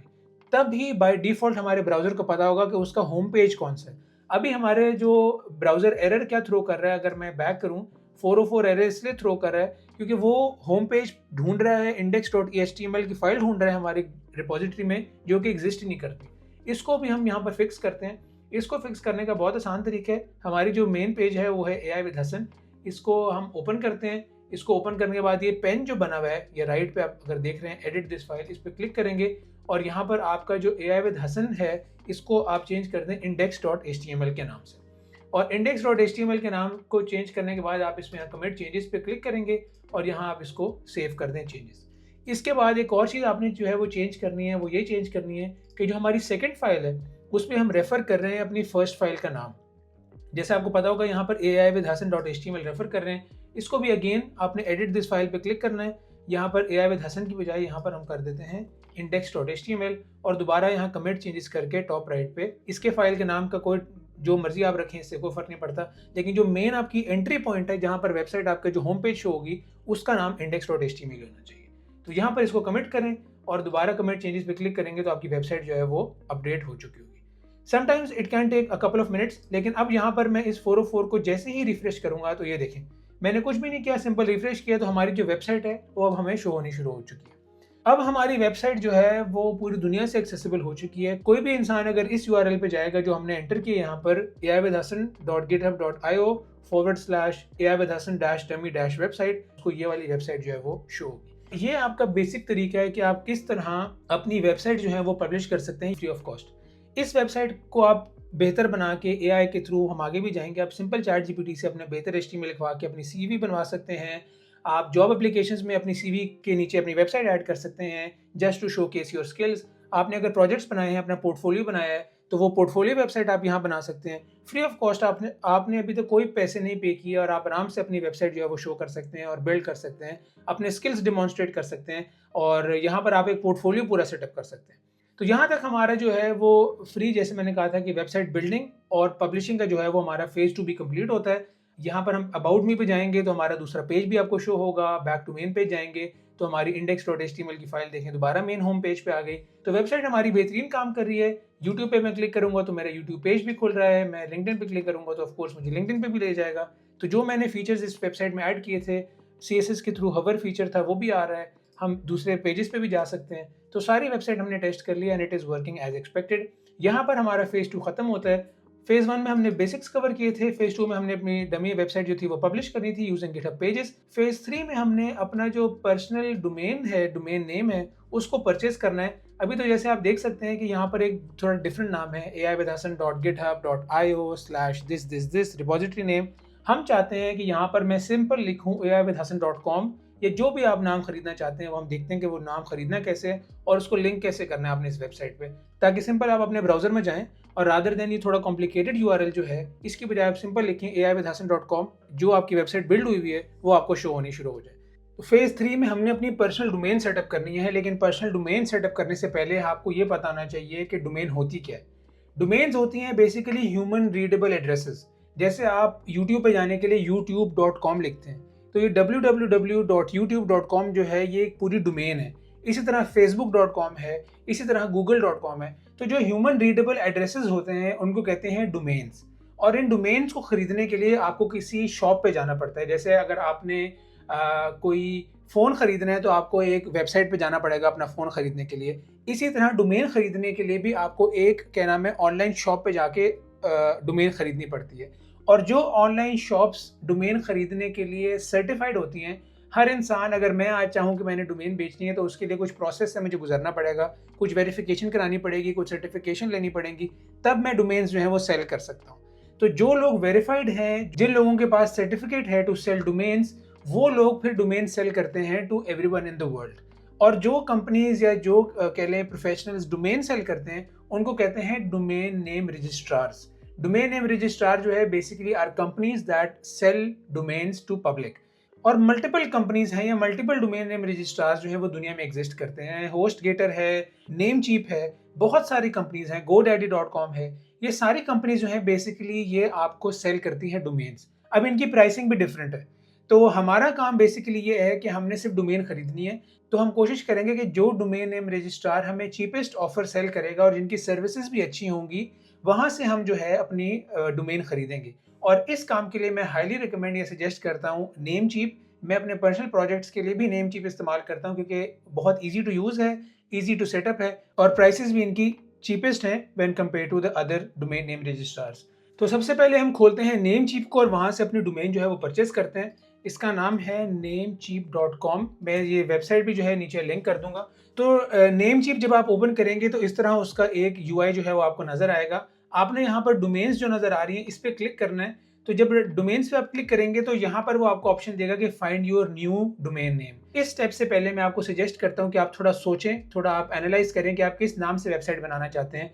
आप अपने नाम से वेबसाइट बना सकते हैं, जैसे मेरा हसन महमूद नाम है तो मैं hasanmahmood.com बना सकता हूँ। अपने ब्रांड के नाम से बना सकता हूँ, अपने यूट्यूब चैनल के नाम से बना सकता हूँ जैसे aivithasan.com। तो आप किसी भी नाम से या किसी भी तरीके से अपनी जो है वो डोमेन रजिस्टर करा सकते हैं। शर्त सिर्फ ये है कि आपसे पहले वो किसी और ने खरीदी भी ना हो। ऑफ कोर्स अगर मैं यहाँ पर लिखूँ facebook.com तो ये मुझे कहेगा कि ये परचेस्ड है। मैंने facebook.com लिख के एंटर किया है तो ये देखें, ये टेकन बता रहा है कि domain name has already been registered. तो facebook.com ऑफ कोर्स हम नहीं खरीद सकते। अगर मैं कोई और लिखूं फॉर एग्जांपल youtube.com, ये भी ऑफ कोर्स टेकन है तो ये भी मैं नहीं खरीद सकता। तो जो डोमेन नेम्स ऑलरेडी परचेज्ड हैं, ये देखिए ये भी टेकन लिखा हुआ आ रहा है, उनको आप ऑफ कोर्स परचेज नहीं कर सकते। मैं यहाँ क्या करता हूँ, मैंने जैसे AI विद हसन परचेज करनी है, मैं उसको लिखता हूँ। तो aiwithhasan.com जब मैं यहाँ लिखूंगा, सर्च करूंगा तो ये भी ऑलरेडी परचेज आनी चाहिए क्योंकि ये मैंने ही खरीदी भी है कुछ अर्से पहले। देखें यहाँ भी आ रहा है aiwithhasan.com जो है इट इज़ टेकन। तो इसका मतलब ये है कि ये अब हम नहीं खरीद सकते, ये कोई और इंसान नहीं खरीद सकता। एक फैंसी बात ये है कि अगर आपने डोमेन नेम सही सेम वही रखना है तो ये जो लास्ट पार्ट है .com, इसको आप चेंज करके वेबसाइट जो है उसका नाम वही रख सकते हैं। जैसे आप देख सकते हैं कि aiwithhasan.to, aiwithhasan.org, अगर आपने जनरली यूज में देखा होगा कि कुछ वेबसाइट्स हैं उनके एंडिंग पार्ट जो है वो डिफरेंट होता है। यूजुअली .com होती हैं, कुछ .ai होती हैं, कुछ .net होती हैं, कुछ .org होती हैं। तो इस तरह आपके पास और ऑप्शंस खुल जाती हैं कि अगर आप बहुत स्पेसिफिक हैं, अगर फॉर एग्जांपल आप बहुत ज़्यादा कह लें कि रिस्ट्रिक्टेड हैं कि आपने वही नाम खरीदना है, तो आप उसको एंडिंग जो है वो चेंज करके वो नाम ले सकते हैं। हमारा गोल इस वीडियो में या इस प्रोजेक्ट में ये है कि हमने aiwithhasan.com खरीदनी है। ऑफ कोर्स वो तो ऑलरेडी परचेज्ड है और मैंने ही परचेज की हुई है, तो यहाँ पर हम कोई भी और नाम रख सकते हैं। मैं यहाँ लिख लेता हूँ aiwithhasan 2 फॉर एग्जाम्पल। ये देखें जी, aiwithhasan2.com जो है ये कह रहा है अवेलेबल है और इसकी प्राइसिंग जो है वो बहुत ही कह सकते हैं कि रीजनेबल है। अगर मैं थोड़ा और जूम करता हूँ तो ये देखें बता रहा है कि it is only 10 euros per year. तो ये 10 यूरोज पर ईयर है, इसका मतलब है कि आप पूरे साल के जो है वो सिर्फ 10 यूरो देंगे। It is I think the cheapest out there. और अगर आपने ये डोमेन जो है वो ख़रीदने का सोच लिया है, तो आपने फाइनल कर लिया कि मैंने aiwithhasan2.com खरीदनी है, तो आप इसको आप करेंगे ऐड टू कार्ट। सिंपल, जिस तरह आप नॉर्मल अब शॉपिंग करते हैं ऑनलाइन शॉपिंग, उसी तरह आपने ये काम करना है। अब आपकी हो चुकी है ये ऐड टू कार्ट। यहाँ टॉप राइट पे आपको अपनी कार्ट जो है वो नज़र आ रही होगी। इस कार्ट में आपने होवर करेंगे तो व्यू कार्ट की ऑप्शन आएगी। इस पर जब हम क्लिक करेंगे तो यहाँ पर ये कुछ ऑप्शंस आपसे पूछेगा। सबसे पहले तो पूछेगा कि डोमेन रजिस्ट्रेशन आपने कितने सालों के लिए खरीदनी है। बेसिक जो डिफ़ॉल्ट है वो 1 ईयर है। अगर आप लंबा खरीदना चाहते हैं, इफ़ यू आर सर्टेन कि यही नाम है आपने रखना है और या आप अगले 10 साल चलाएंगे फॉर एग्जांपल, या वेबसाइट जो है वो पूरा ब्रांड उसके अराउंड बिल्ड करेंगे, तो फील फ्री टू यूज़ या increase the number of years. लेकिन मैं ये आपको सजेस्ट करूँगा कि आप 1 ईयर से स्टार्ट करें, क्योंकि आप इंक्रीज हमेशा कभी भी कर सकते हैं। ड्यूरिंग द टाइम आप दोबारा यहाँ पर आके आप उसको और क्या एक्सटेंड करा सकते हैं। तो स्टार्ट करने के लिए 1 year is I think a decent amount of time. उसके बाद ये ऑटो रिन्यू की ऑप्शन दे रहा है। यहाँ पर इसको आप टॉगल कर सकते हैं कि अगर आपने ऑटो रिन्यू कराना है हर साल बाद, ये आपके अकाउंट से जब आप देंगे या आपको ईमेल करेगा कि आपने इस साल की पेमेंट जो है वो देनी है 10 या 12 यूरो जितनी भी है, तो ये ऑटो रिन्यू की ऑप्शन आप यहाँ ऑन कर सकते हैं या ऑफ कर सकते हैं। It is totally up to you. लेकिन हाईली रिकमेंडेड मेरी तरफ से यही है कि ऑटो रिन्यू करने की जरूरत नहीं है। आप जो है सिर्फ 1 ईयर की खरीदें, इस पे एक्सपेरिमेंट करें और देखें हाउ थिंग्स वर्क आउट। अगर तो if you like it and if you want to keep the same name, then for sure you can go ahead and increase the number of years that you bought the domain for. बाकी जो चीज़ें हैं, domain privacy again ये by default on है। बाकी ऐसी कोई ख़ास चीज़ें नहीं हैं जो कि आपने कुछ एडिट करनी हो। Make sure to keep everything as it is other than this domain privacy thing. उसके बाद आपने यहाँ पर राइट पे अगर आप देख सकते हैं तो कन्फर्म ऑर्डर आपको शो होगा। इसमें जब आप कन्फर्म ऑर्डर करेंगे क्लिक, तो ये ले जाएगा आपको पेमेंट पे। पेमेंट से पहले हाँ जी ऑफ कोर्स आपको लॉगिन करना पड़ेगा। यहाँ तक अभी लॉगिन की ज़रूरत नहीं थी। तो अगर आपका अकाउंट नहीं बना हुआ तो यहाँ पर आप इजीली साइन अप कर सकते हैं। साइन अप प्रोसेस बहुत सिंपल है। मेरा अकाउंट ऑलरेडी बना हुआ है तो मैं अपने अकाउंट को लॉगिन करता हूँ, फिर वहाँ से हम अपनी वीडियो को कंटिन्यू करते हैं। तो अकाउंट लॉगिन करने के बाद अगेन आपने दोबारा जो है अपनी कार्ट पे जाना है। व्यू कार्ट पे जब आप क्लिक करेंगे तो ये देखें आपको नज़र आ रहा होगा कि aiwithhasan2.com जो है वो आपने परचेज करनी है और इसको जैसे सेटिंग्स हमने सेटअप की थी एग्जैक्ट वही है। जब यहाँ पर आप कंफर्म ऑर्डर पे क्लिक करेंगे तो इस स्टेप में आपने सिंपल अपने कार्ड से पेमेंट करनी है, अपनी कार्ड की डिटेल्स डालनी है और कंटिन्यू करना है। जब आप कंटिन्यू कर लेंगे तो आपको ईमेल भी आ जाएगी और आपके डैशबोर्ड पे शो भी होने लग जाएगा नेम चिपके कि आपने ये डोमेन जो है वो आपने परचेज की हुई है। तो मैं ऑफ कोर्स ये स्टेप नहीं करूँगा क्योंकि ऑलरेडी मेरी जो डोमेन नेम है वो मैंने खरीदी हुई है aiwithhasan.com की। यहाँ तक हमारी जो थी वो डोमेन नेम हमने परचेज कर लिया है। अब नेक्स्ट स्टेप में हमने क्या करना है कि अपनी डोमेन नेम को हमने लिंक करना है हमारी वेबसाइट से।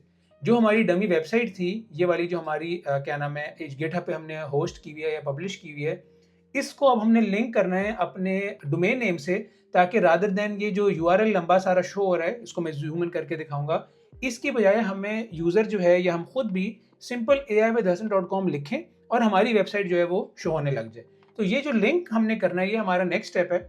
लेकिन उस लिंक करने से पहले जैसे आपको मैंने शुरू में भी बताया था कि मैं आपको ये समझाऊंगा कि how the internet works, internet basically काम कैसे करता है, उसकी बेसिक अंडरस्टैंडिंग होना बहुत ज़रूरी है। और उसकी बेसिक अंडरस्टैंडिंग के लिए मेरे ख्याल से मुझे अपने टैबलेट पे शिफ्ट करना पड़ेगा। तो मैं अपना आईपैड सेटअप करता हूँ और फिर वहाँ से वीडियो कंटिन्यू करते हैं। तो इंटरनेट की फंक्शनिंग आज हम एक एग्जाम्पल से समझेंगे। सबसे पहले तो हमें ये समझना है कि ब्राउज़र को कैसे पता चलता है कि उसने किस जगह जाना है और हमें कौन से वेब पेज लेकर आना है। जैसे फॉर एग्जांपल जब आप अपने ब्राउज़र पे जाके youtube.com लिखते हैं तो उसको कैसे पता चलता है कि उसने कहाँ जाना है और कौन सी इन्फॉर्मेशन जो है वो रिट्रीव करके लेकर आनी है। इसके लिए जो बहुत इंपॉर्टेंट कॉन्सेप्ट है वो है वेब सर्वर्स का। वेब सर्वर क्या होता है? Basically web server is just a piece of software जिसको ब्राउज़र से इंटरेक्शन करना आता है। Web server is nothing more than a piece of software that knows how to interact with the browser। जब browser उससे रिक्वेस्ट करता है कि आपने मुझे youtube.com का पेज भेजना है, तो वेब सर्वर क्या करता है? उसको पता है कि रिक्वेस्ट आई है ब्राउज़र से और मैंने इसको रिटर्न करना है एक वेब पेज HTML फॉर्म में। youtube.com का जो वेब पेज है youtube.com/index, अगर आपको याद हो, .html की जो फाइल है वो ये आपको रिटर्न करेगा वेब सर्वर। अब वेब सर्वर जो है वो जैसे मैंने बताया है कि it is just a piece of software और ये कहीं भी रन कर सकता है। वेब सर्वर आप अपने कंप्यूटर पे भी रन कर सकते हैं। वेब सर्वर किसी भी मशीन पे रन हो सकता है। जिस मशीन पे वेब सर्वर रन होता है उसको कहते हैं होस्ट, वेब होस्ट। आपने अक्सर नाम सुना होगा वेब होस्टिंग कंपनीज, शायद आपने नाम सुना हो। अगर आपने नहीं सुना तो वेब होस्टिंग कंपनीज वो होती हैं जिन्होंने काफ़ी ज़्यादा कंप्यूटर्स खरीदे हुए हैं, उनको वो मेंटेन करती हैं, मैनेज करती हैं और उन सारे कंप्यूटर्स पे उन्होंने वेब सर्वर वाला जो सॉफ्टवेयर है वो रन किया हुआ है। इससे फ़ायदा क्या होता है कि जो नॉर्मल लोग हैं जो अपनी वेबसाइट्स बिल्ड करना चाहते हैं उनको अपने लैपटॉप पे वेब सर्वर रन करने की ज़रूरत नहीं है। वो क्या करते हैं? वो अपनी वेबसाइट बिल्ड करते हैं। जैसे हमने इस प्रोजेक्ट में वेबसाइट बिल्ड की अपनी HTML या CSS के तरीके से या किसी और तरीके से अगर उन्होंने बिल्ड करनी है, वो वेबसाइट फिर वो रन करते हैं उनके हार्डवेयर पे। वो उन कंपनीज़ पे अपलोड करते हैं अपनी वेबसाइट्स और उन कंपनीज़ के थ्रू अपनी वेबसाइट जो है वो लाइव करते हैं पूरी दुनिया से। जैसे आज हमने अपनी वेबसाइट लाइव करने के लिए गिटहब का इस्तेमाल किया, तो हुआ क्या बेसिकली कि गिटहब ने अपने मशीन्स पे, जो गिटहब कंपनी है उसने कोई कंप्यूटर सेटअप किए हुए हैं और उनके ऊपर वेब सर्वर रन किया हुआ है जिसको इस्तेमाल करके हमने गिटहब पेजेस के थ्रू अपनी वेबसाइट जो है वो लाइव की है। तो इसी तरह जैसे फॉर एग्जांपल youtube.com अगर ब्राउज़र हमारा मांगता है तो हमारा वेब सर्वर उसको index.html देगा।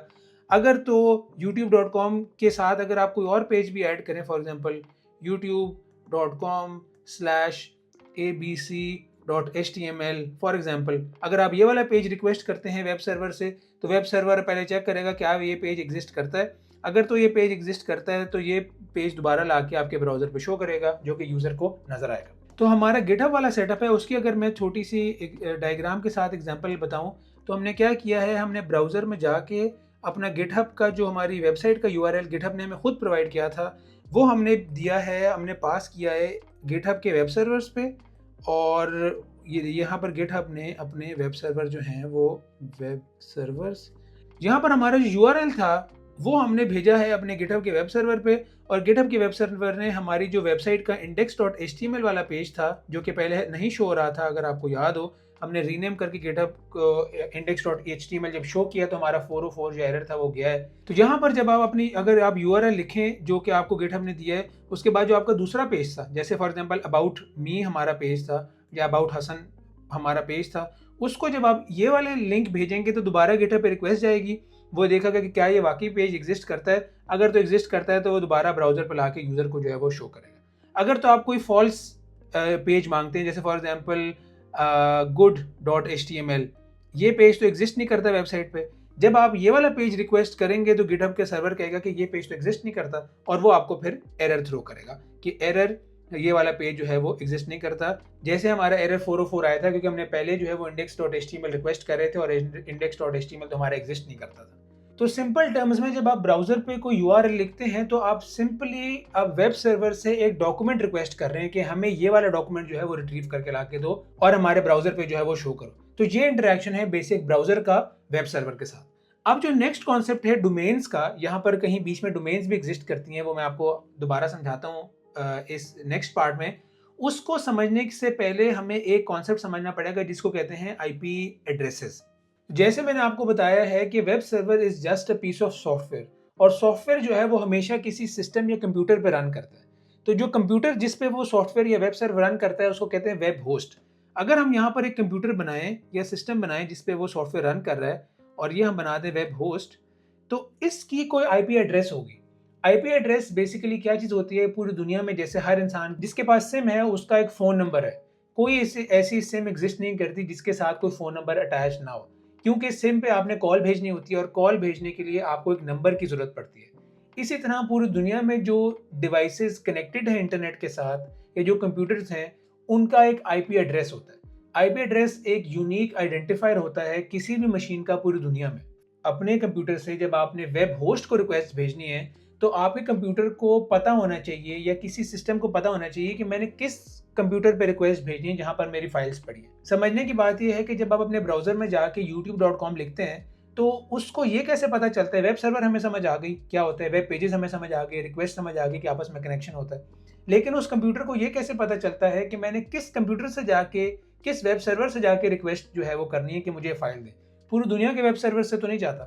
तो इसी काम के लिए हमें आईपी एड्रेस की जरूरत पड़ती है ताकि हमें पता हो कि हमारी जो रिक्वेस्ट जा रही है हमारे ब्राउजर से वो किस आईपी एड्रेस पे हमने भेजनी है।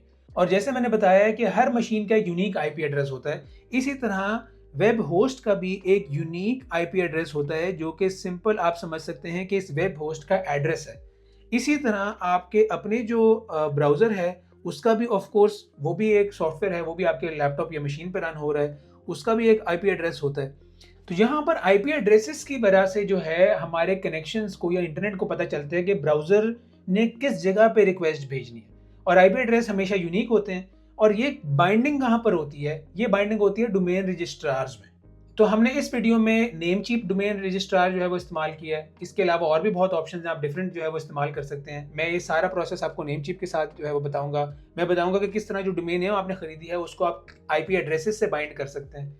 तो होता क्या है कि जो डोमेन रजिस्ट्रार है यहाँ पर आप बताते हैं कि जो for example AI with Hasan domain है, AI विद हसन क्योंकि हमने यहाँ से ख़रीदी है .com, इसकी जो रिक्वेस्ट आएगी वो आपने किसी स्पेसिफिक आईपी एड्रेस पे जो है वो भेजनी है। यहाँ पर अगर हम ये गिटहब का वेब होस्ट रखें, क्योंकि हमारी वेबसाइट जो थी वो गिटहब पे होस्टेड थी, क्या होगा बेसिकली कि जब आपका यूज़र या कोई भी इंसान AI विद हसन की रिक्वेस्ट भेजेगा, फॉर एग्जांपल aiwithhasan.com किसी भी ब्राउज़र से, तो वो सबसे पहले इस डोमेन रजिस्ट्रार के पास जाएगी रिक्वेस्ट index.html, ये वाली फाइल हमें चाहिए। तो ये रिक्वेस्ट जो है सबसे पहले जाएगी आपके डोमेन रजिस्ट्रार के पास। इस डोमेन रजिस्ट्रार को पता होगा कि जो मुख्तलिफ वेब सर्वर्स एग्जिस्ट करते हैं दुनिया में, फॉर एग्जांपल ये अगर कोई XYZ है, ये अगर 123 है, मुख्तलिफ वेब सर्वर्स हैं जिनकी डिफरेंट आईपी एड्रेसेस हैं। इस डोमेन रजिस्ट्रार को पता होगा कि उसने करेक्ट वेब सर्वर पे आपकी रिक्वेस्ट राउट करनी है और यहाँ से आपका जो रिटर्न आएगा पेज, क्योंकि पेज तो आपका यहाँ एग्जिस्ट करता है HTML, index.html तो आपका यहाँ एग्जिस्ट करता है, तो ये जो पेज रिटर्न होगा इसको आपने इस रिटर्न पेज को डोमेन रजिस्ट्रार के थ्रू दोबारा इस ब्राउज़र पे शो करना है। तो यहाँ पर बेसिकली डोमेन रजिस्ट्रार का कॉन्सेप्ट आता है जो कि राउट करता है या जो कनेक्ट करता है कि आपने किस आईपी को किस डोमेन नेम से लिंक करना है। इसी तरह पूरी दुनिया में जो भी इंसान अपने ब्राउज़र पे जाके aiwithhasan.com लिखेगा, उस aiwithhasan.com की रिक्वेस्ट जाएगी हमारे नेमचीप पे। नेमचीप को पता चलेगा या पता होगा, वो हम नेक्स्ट स्टेप में कॉन्फ़िगर करेंगे लिंक के किस तरह लिंक कनेक्ट करना है। नेमचीप को पता होगा कि ये aiwithhasan.com जो है ये तो इन आईपी एड्रेसेस से कनेक्टेड है, इन कंप्यूटर्स पे aiwithhasan.com की फाइल्स अवेलेबल है। तो वो रिक्वेस्ट उन स्पेसिफिक कंप्यूटर्स पे भेजेगा जो कि हमारे केस में या गिटहब है, और वहाँ से जो रिक्वेस्ट आएगी अगर तो वैलिड रिक्वेस्ट है, अगर index.html एग्जिस्ट करती है तो index.html का पेज जो है वापस लाके उस यूज़र के ब्राउज़र पे दिखा देगा।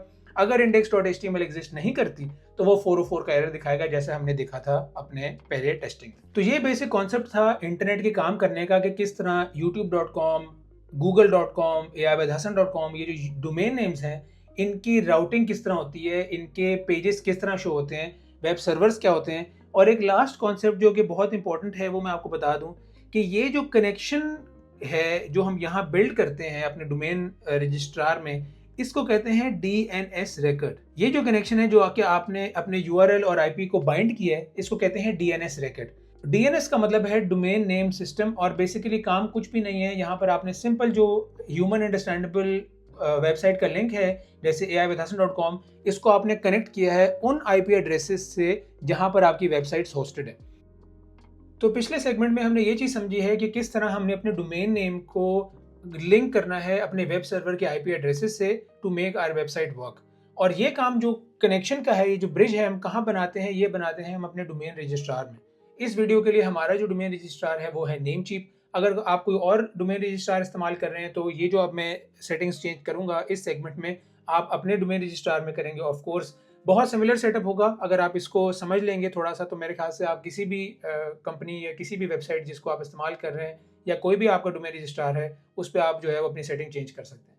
हम जाते हैं अकाउंट के डैशबोर्ड में, और डैशबोर्ड में आपको जो आपने परचेज की हुई है वेबसाइट या डोमेन नेम वो आपको नजर आएगा। जिस तरह मुझे यहाँ नजर आ रहा है aiwithhasan.com। तो यहाँ पर आपने इसके आगे मैनेज पे क्लिक करना है। इसी तरह आपकी जो भी और वेबसाइट होगी वहाँ पर भी मैनेज या कोई कंट्रोल या चेंज सेटिंग की ऑप्शन होगी, वहाँ पर आपने जाना है। और उसके बाद ये एडवांस डीएनएस का जो आपको ऑप्शन नजर आ रहा है राइट पे, इसको आपने क्लिक करना है। तो जब इसको आप क्लिक करेंगे तो इस तरह की कोई चीज़ आपके सामने ओपन होगी।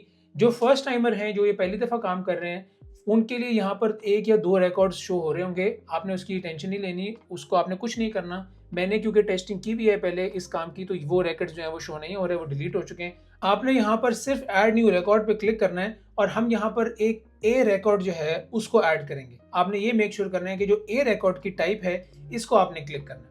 अब यहाँ पर हमने कुछ चीज़ें जो है वो कन्फिगर करनी है। सबसे पहले तो हम TTL या टाइम टू लिव या टाइम टू लाइव जिसको कहते हैं, इसको हमने कन्फिगर करना है। और ये ऑटोमेटिक भी आप रहने दे सकते हैं। इसमें ऑफ कोर्स जितना कम टाइम होगा शायद उतनी एफिशिएंसी ज़्यादा ना हो अच्छी, क्योंकि आपने मल्टीपल सर्वर्स पे ये चीज़ एक्टिव करनी होती है। आइडियली आप थोड़ा सा ज़्यादा टाइम रखते हैं ताकि अगर कोई शिफ्ट आप कर रहे हैं, डोमेन नेम या आईपी आप ऐड कर रहे हैं, तो वो कंफर्टेबली सारे वेब सर्वर्स के क्रॉस जो है वो सेटअप हो जाए।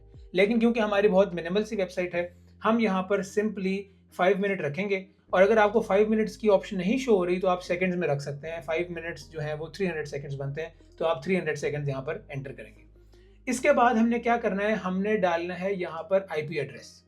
अब क्वेश्चन ये अराइज होता है कि हमें कैसे पता चलेगा कि आईपी एड्रेस क्या है गिटहब के सर्वर्स का। इसकी इंफॉर्मेशन तो कहीं अवेलेबल नहीं है। इस काम के लिए आपको एक टूल ओपन करना है या वेबसाइट ओपन करनी है, DNS लुकअप। जब आप DNS लुकअप लिखेंगे गूगल पे तो इस तरह के कुछ वेबसाइट्स आपके सामने आएंगी। आपने पहले वाली वेबसाइट जो ये है, इसका लिंक मैं आपके साथ शेयर कर दूंगा नीचे डिस्क्रिप्शन में। जब आप इसको ओपन करेंगे तो ये इस तरह का कोई UI आपको शो करेगा। तो जहाँ पर आपने डोमेन नेम क्या एंटर करनी है, जो कि आपकी वेबसाइट का नाम है। अभी तो हमारी वेबसाइट का नाम गिटहब के थ्रू है, उस डोमेन को या उस URL को आपने एंटर करना है। और वो किस तरह होगी, सबसे पहले आपका यूज़र नेम aiwithhasan, उसके बाद .github, जो भी आपका यूज़र नेम है वो .github और .io। इसको जब आप यहाँ डोमेन नेम को लिख के आप DNS लुकअप करेंगे तो ये देखें, ये कुछ रिकॉर्ड्स आपको बताएगा। और ये बता क्या रहा है कि यहाँ पर आपकी जो आईपी एड्रेस है या इन आईपी एड्रेसेस या इन होस्ट पे आपके वेब सर्वर्स जो है वो रन कर रहे हैं। अब हमने बहुत सिंपल काम करना है, हमने सिंपल इन आईपी एड्रेसेस को करना है कॉपी, और जो हमारे ये ए रिकॉर्ड था इसको यहाँ पर हमने पेस्ट कर देना है। इसी तरह हमने और रिकॉर्ड्स जितने भी हैं उनको सबको ए रिकॉर्ड बना के, ये जितने आईपी एड्रेसेस हैं, दूसरा आईपी एड्रेस हम यहाँ कॉपी करेंगे, फिर यहाँ पर इस तरह ऐड करेंगे। ये हमने चीज़ें करनी है, तो हम इन चारों को जो है वो ऐड करेंगे। एक और इम्पॉर्टेंट चीज़ जो है वो हमने यहाँ ये करनी है कि होस्ट में यूजुअली हमने ओपन रखना है। इसको अभी हमने कोई काम नहीं करना। होस्ट बेसिकली किस तरह होता है, जिस तरह अगर आप youtube.com इस्तेमाल कर रहे हैं तो youtube.com जो है वो आपकी मेन वेबसाइट है। और जो लोग यूट्यूबर्स हैं, जो लोग कंटेंट बनाते हैं, अगर वो कंटेंट अपलोड करना है मैनेज करने के लिए, वो फिर एक सब डोमेन इस्तेमाल करते हैं studio.youtube.com। तो अगर आपने उस तरह की कोई चीज़ सेटअप करनी है वो आप यहाँ पर होस्ट में लिखते हैं, लेकिन इस काम की हमें ज़रूरत नहीं है। इसको हम रखेंगे एम्प्टी, और एम्प्टी रखने का तरीका ये है कि यहाँ पर आप @ लिखते हैं। तो इसी तरह @ हम होस्ट में लिखेंगे और ए रिकॉर्ड्स ऐड किए जाएंगे। और जो हमारी यहाँ पर थर्ड वैल्यू है उसको भी मैं कॉपी करता हूँ, यहाँ थर्ड वैल्यू में ऐड कर देता हूँ। फिर दोबारा यहाँ पर हमने होस्ट पे @ रखना है और फिर ए रिकॉर्ड हमने लिखना है। ये लास्ट जो है हमारा, इसको आईपी एड्रेस को करना है कॉपी और यहाँ पेस्ट करना है और इसको हमने यहाँ कर लेना है सेव। ये सारी चीज़ें मैंने ऐड कर दी हैं और इनको मैंने सेव कर दिया है। एक हमसे गलती ये हुई है कि मैंने 5 मिनट के बाद बाकी सबको ऑटोमेटिक रखा है। इसको मैं करता हूँ एडिट, एक्शंस में अगर रिमूव करता हूँ और दोबारा से इनको मैं ऐड करता हूँ। यहाँ तक हमारा बेसिक सेटअप जो है वो हो चुका है और आइडियली यहाँ तक हमारे सिस्टम को जो है वो थोड़ी देर बाद काम करना चाहिए। लेकिन एक और चीज़ हम यहाँ पर ऐड करेंगे just to be on the safer side, और ये मैं रिकमेंड करूँगा कि आप लोग सारे ये काम ज़रूर करें। हमने एक CNAME record जो है वो ऐड करना है, और CNAME record से हम बेसिकली एक डोमेन नेम को दूसरे डोमेन नेम से लिंक करते हैं।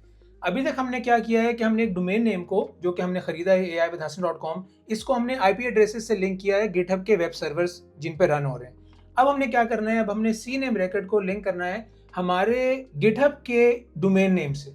और वो हमने किस तरह करना है, यहाँ होस्ट में हम लिखेंगे www, और टारगेट में सेम उसी तरह aiwithhasan.github.io। ये वो वाला URL है जो हमें गिटहब प्रोवाइड करता है जब हम अपनी वेबसाइट जो है या गिटहब पेजेस के थ्रू अपनी वेबसाइट जो है उसको लाइव करते हैं, पब्लिश करते हैं, तो ये वो URL हमें प्रोवाइड करता है। तो आपने सिंपल CNAME record ऐड करना है www, और जो आपका यूजर नेम है उसके बाद .github और .io ये इस्तेमाल करके अगेन हम 5 मिनट्स रखेंगे अपने टाइम टू लाइव, और ये चीज़ जो है हम यहाँ पर सेव कर देंगे। तो यहाँ पर हमारे डोमेन नेम जो थे, जो हमारा कनेक्शन था, वो सेटअप हो चुका है। अब हमने क्या करना है कि अब हमने ऑफ कोर्स गिटहब को भी बताना है कि अब जो है हमने एक डोमेन नेम के थ्रू इस वेबसाइट को एक्सेस करना है।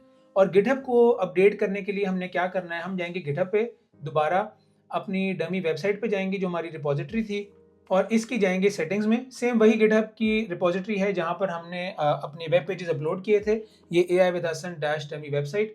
इसकी हमने सेटिंग्स में जाना है, ये टॉप राइट पे। यहाँ पर लेफ्ट पे हमने पेजेस में जाना है, ये आपको पेजेस यहाँ देख सकते हैं, कर्सर मैं बड़ा करता हूँ, और हमने नीचे जब करेंगे तो ये देखें जी, कस्टम डोमेन के टैब में हमने अपनी वेबसाइट जो है, जो हमने खरीदी हुई है, जो हमारी अपनी डोमेन है aiwithhasan.com, वो एंटर करनी है।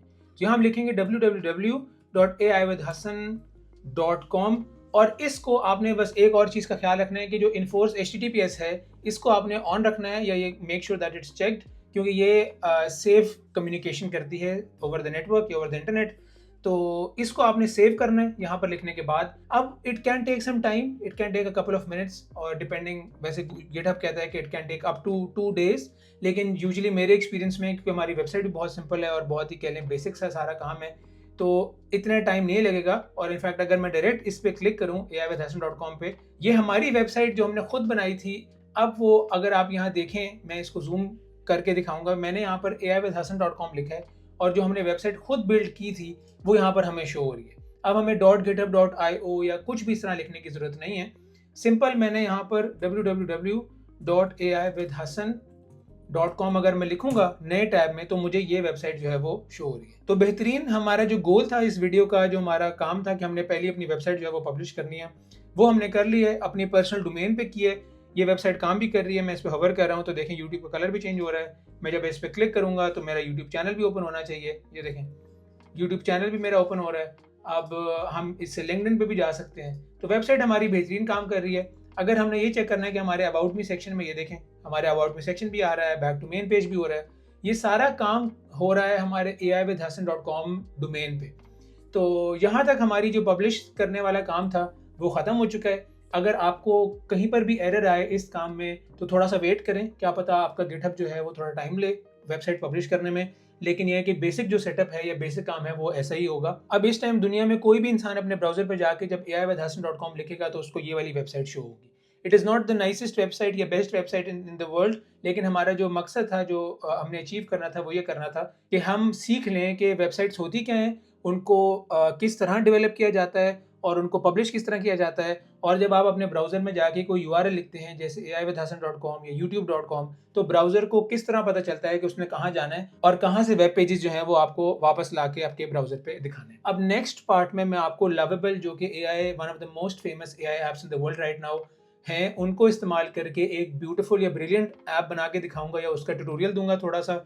और मैंने जैसे आपको वीडियो के शुरू में भी बताया था कि I been using lovable, bolt, base 44, all of these apps do the same thing. इसमें आप जो है प्रॉम्प्ट्स के थ्रू वेबसाइट बिल्ड कर सकते हैं।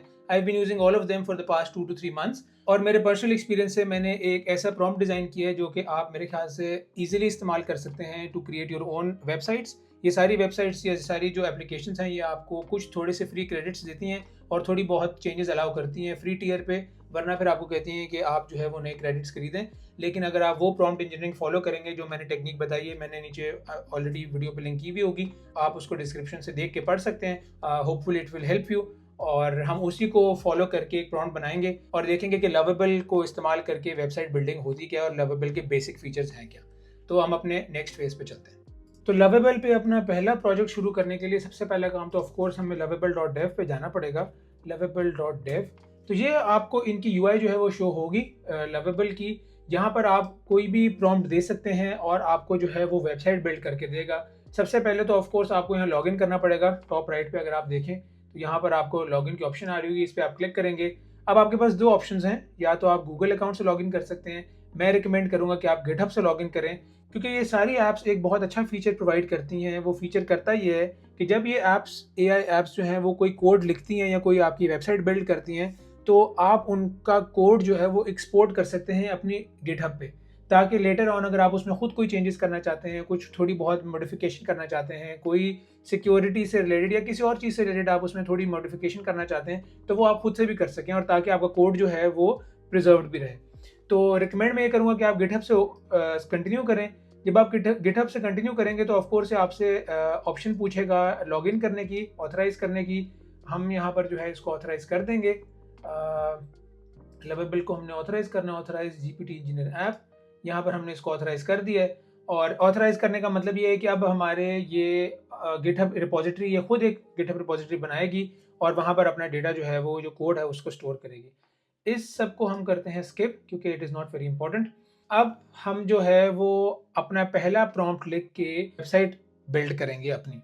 जैसे मैंने बताया है कि मेरे पास मैंने कोई 8 या 10 गाइडलाइंस बनाई हैं लवेबल पे प्रॉम्प्ट इंजीनियरिंग करने की, और वो गाइडलाइंस मैं आपको एक गूगल डॉक्यूमेंट के थ्रू शेयर करूंगा। ये वो गाइडलाइंस हैं और इसको इस्तेमाल करने का बहुत ही एक ब्रिलियंट हैक है, वो मैं आपको बताता हूँ। इसमें मैंने अपनी सारी जो कह लें कि जो मेरे पर्सनल एक्सपीरियंस से मुझे चीज़ें समझ आई हैं या जिन्होंने मेरे लिए अच्छा परफॉर्म किया है, वो सारी मैंने यहाँ पर राइट डाउन कर दी हैं। इसका बेस्ट इस्तेमाल ये है कि या तो ऑफ कोर्स आप इनको खुद पढ़ें और इसको समझें कि ये किस तरह गाइडलाइंस हैं। जब आप खुद बिल्ड कर रहे हैं, प्रॉम्प्ट लिख रहे हैं, तो इन चीज़ों को आप इनकॉर्पोरेट करें। लेकिन एक और इसकी बड़ी बेहतरीन स्ट्रैटेजी है इसको इस्तेमाल करने की, वो ये है कि आप इसको करें कॉपी। ये सारा जो मैंने हैंड रिटन स्टफ लिखा हुआ है, इस सारे टिप्स एंड ट्रिक्स को करें कॉपी यहाँ तक। और इसके बाद आप एक एआई ऐप, जैसे हम लोग लिख लेते हैं deepseek.com। deepseek.com पे आपने सिंपल जाना है और आप यहाँ पर अपना पहला प्रॉम्प्ट लिखें। मैं यहाँ लिखना चाहता हूँ कि फॉर एग्जांपल यहाँ मैं इसको कहता हूँ कि यूजिंग द गिवन गाइडलाइंस, जो कि गाइडलाइंस मैं इसको प्रोवाइड करूँगा। Write a prompt for me to use in lovable app. I want to build a website for my channel AIwithhasan.com। It should have 2 pages. यहाँ पर मैं बहुत जेनेरिक बातें कर रहा हूँ। आइडियली आपको प्रॉम्प्ट ऐसे नहीं लिखना चाहिए, लेकिन हम एआई को इस्तेमाल करके एआई के लिए ही एक प्रॉम्प्ट लिखवा रहे हैं। तो ये प्रॉम्प्ट इंजीनियरिंग का बहुत ही कह लें इंटरेस्टिंग हैक है, या इसको बेहतरीन तरीका इस्तेमाल करने का। It should have 2 pages. My landing page मतलब first page should have my logo and my socials, and the second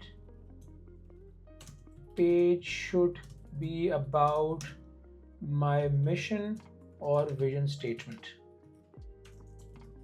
Keep the colors classy and basic। ये मैंने एक बहुत ही सोचे समझे बगैर एक जनरल सा प्रॉम्प्ट दिया है। इस प्रॉम्प्ट पे आपको बहुत ही कह लें कि वियर्ड रिजल्ट आएगा, बहुत ही बेसिक और बहुत ही बुरा रिजल्ट आएगा लवेबल के थ्रू। लेकिन हम क्या कर रहे हैं कि अब हम इसको देंगे गाइडलाइन। यहाँ पर इसकी स्ट्रेंथ जो है वो बढ़ जाएगी। Here are the guidelines to follow। यहाँ पर जो मैंने आपको गाइडलाइंस दी हैं उसको आपने पेस्ट करना है, सिंपल। और इसके बाद अगर आप डीप थिंक ऑन करेंगे तो ये और बेहतर लिखेगा, क्योंकि थिंकिंग में जाके ये सारा प्रॉम्प्ट बेहतरीन स्ट्रक्चर करेगा। इसको मैं यहाँ सेंड करता हूँ। Of course it will take some time. तो जैसे ही हमारा फाइनल प्रॉम्प्ट आता है तो वहाँ से फिर हम अपनी वीडियो जो है वो कंटिन्यू करते हैं। तो ये इसने हमारा प्रॉम्प्ट जो है वो लिखना शुरू कर दिया है। अगर मैं थोड़ा सा जूम आउट करूँ, ये देखें हमारा प्रॉम्प्ट जो है वो देखें, योर प्रॉम्प्ट फॉर लवेबल, ये इसने लिखना शुरू कर दिया है। अगर हम खुद से ये प्रॉम्प्ट लिखना बैठें तो of course it will take a lot of time, लेकिन हम इस ओवरव्यू को कॉपी करेंगे, इस पूरे जो प्रॉम्प्ट है इसको कॉपी करेंगे और अब जाके लवेबल में यहाँ हम करेंगे पेस्ट और इसको करेंगे एंटर। तो अब देखते हैं ये किस तरह परफॉर्म करता है। ये हमारा जो सबसे इंपॉर्टेंट मैं आपको अगर टिप बताऊं लवेबल की या इस तरह की किसी भी ऐप्स की, तो सबसे पहले आपने खुद से अपने जहन में एक क्लैरिटी लेकर आनी है। ये तो मैंने रैंडम प्रॉम्प्ट दे दिया बहुत ज़्यादा सोचे समझे बगैर, क्योंकि मैं सिर्फ आपको ये बताना चाहता था कि आप ये प्रॉम्प्ट किस तरह लिख सकते हैं या किस तरह इस्तेमाल कर सकते हैं। लेकिन सबसे इंपॉर्टेंट चीज़ ये है कि जो आपका फर्स्ट प्रॉम्प्ट है वो बहुत तगड़ा होना चाहिए, वो बहुत ही वेल स्ट्रक्चर्ड या बहुत ही वेल थॉट ऑफ होना चाहिए। तो जब तक आपके अपने जहन में रिक्वायरमेंट्स या विजन क्लियर नहीं है कि किस तरह की वेबसाइट आप बनाना चाहते हैं, ये एआई सिस्टम आपको सिर्फ फ्रस्ट्रेट ही करेगा। तो ये एआई सिस्टम उन लोगों के लिए हेल्पफुल है जिन लोगों के जहन में क्लैरिटी है कि वो चाहते क्या हैं। तो पहले आप खुद से थोड़ी रिसर्च करें, कुछ डमी वेबसाइट्स देखें, अपना ब्राउज करें कि कौन सी वेबसाइट्स आपको पसंद आ रही हैं, कौन से एलिमेंट्स आपको अच्छे लग रहे हैं, और उन चीज़ों को फिर आप थोड़ा सा पढ़ें कि वो चीज़ें हैं क्या, और वो फिर आप अपने प्रॉम्प्ट में मेंशन करें। तो थोड़ा बहुत प्रॉम्प्ट इंजीनियरिंग करना पड़ेगा, थोड़ा बहुत आपको एक तरीके से अपनी रिक्वायरमेंट्स जो हैं वो बतानी पड़ेंगी लवेबल को या किसी भी एआई ऐप को when it comes to website building, क्योंकि ये कॉम्प्लिकेटेड टास्क है। और जितना अच्छा आपने इन डेप्थ क्या नाम है एक्सप्लेन किया होगा अपने विजन को या अपने गोल को इन ऐप्स को, उतना ही अच्छा वो परफॉर्म करेंगे और उतनी ही अच्छी आपकी एप्लीकेशन जो है वो बिल्ड होगी। ये देखें, पहले हमारे प्रॉम्प्ट से सिर्फ वन शॉर्ट प्रॉम्प्ट है और ये वर्केबल वेबसाइट है। देखिए, जो हमने काम कहा था वो इसने बेहतरीन तरीके से करके दिया है। दो आपको पेजेस नज़र आ रहे हैं, होम के, अबाउट के। यहाँ पर आपको मिशन एंड विजन नज़र आ रहा है मेरा, जो कि मैंने इसको ये नहीं बताया था कि लिखना क्या है, लेकिन इसने खुद से वो डिफाइन किया है। होम पेज है, यहाँ पर मेरे सोशल्स हैं, ये देखें, यूट्यूब है, ट्विटर है, लिंक्डइन मेरा है यहाँ पर, और welcome to AI with Hasan, और वॉच लेटेस्ट वीडियोस की ऑप्शन है, लर्न मोर अबाउट मी की ऑप्शन है। तो ये सिंगल प्रॉम्प्ट से लवेबल ने हमारे बेहतरीन जो है वेबसाइट बिल्ड की है। हम आराम से इसको अब एक्सपोर्ट करके इस्तेमाल कर सकते हैं। ऑफ कोर्स इसमें अगर आपने चेंजेस करनी है तो आप इसमें चेंजेस भी कर सकते हैं। मैं यहाँ पर, अगर आप लेफ्ट में आपने चैट करके चेंज करना है, change the colour from yellow to light blue for example. अब मैं इसको ये कहता हूँ और इसको सेंड करते हैं और देखते हैं यहाँ लेफ्ट में कि ये जो येलो कलर इसने दिया हुआ है ये इसको ब्लू में कन्वर्ट करता है या नहीं करता है या किस तरह करता है। ये देखें जी, बेहतरीन। अभी ये इसने, हमने सिंपल कहा था कि जो येलो कलर इस्तेमाल हो रहा है उसको ब्लू में कर दें, तो इसने ब्लू में भी कन्वर्ट कर दिया है। तो ब्यूटी ये है लवेबल की, या इसकी स्ट्रेंथ तब आपको सही नज़र आती है जब आपका पहला जो ग्राउंड लेइंग प्रॉम्प्ट है वो तगड़ा हो, और उसी के लिए मैंने आपको गाइडलाइंस प्रोवाइड किए हैं। तो उसको इस्तेमाल करके अगर आपका बेसिक प्रॉम्प्ट स्ट्रॉन्ग होगा तो आपकी बिल्ड बहुत अच्छी होगी ऐप, और उसके ऊपर फिर आप जितनी मर्जी छोटी मोटी चेंजेस करनी है आप कर सकते हैं।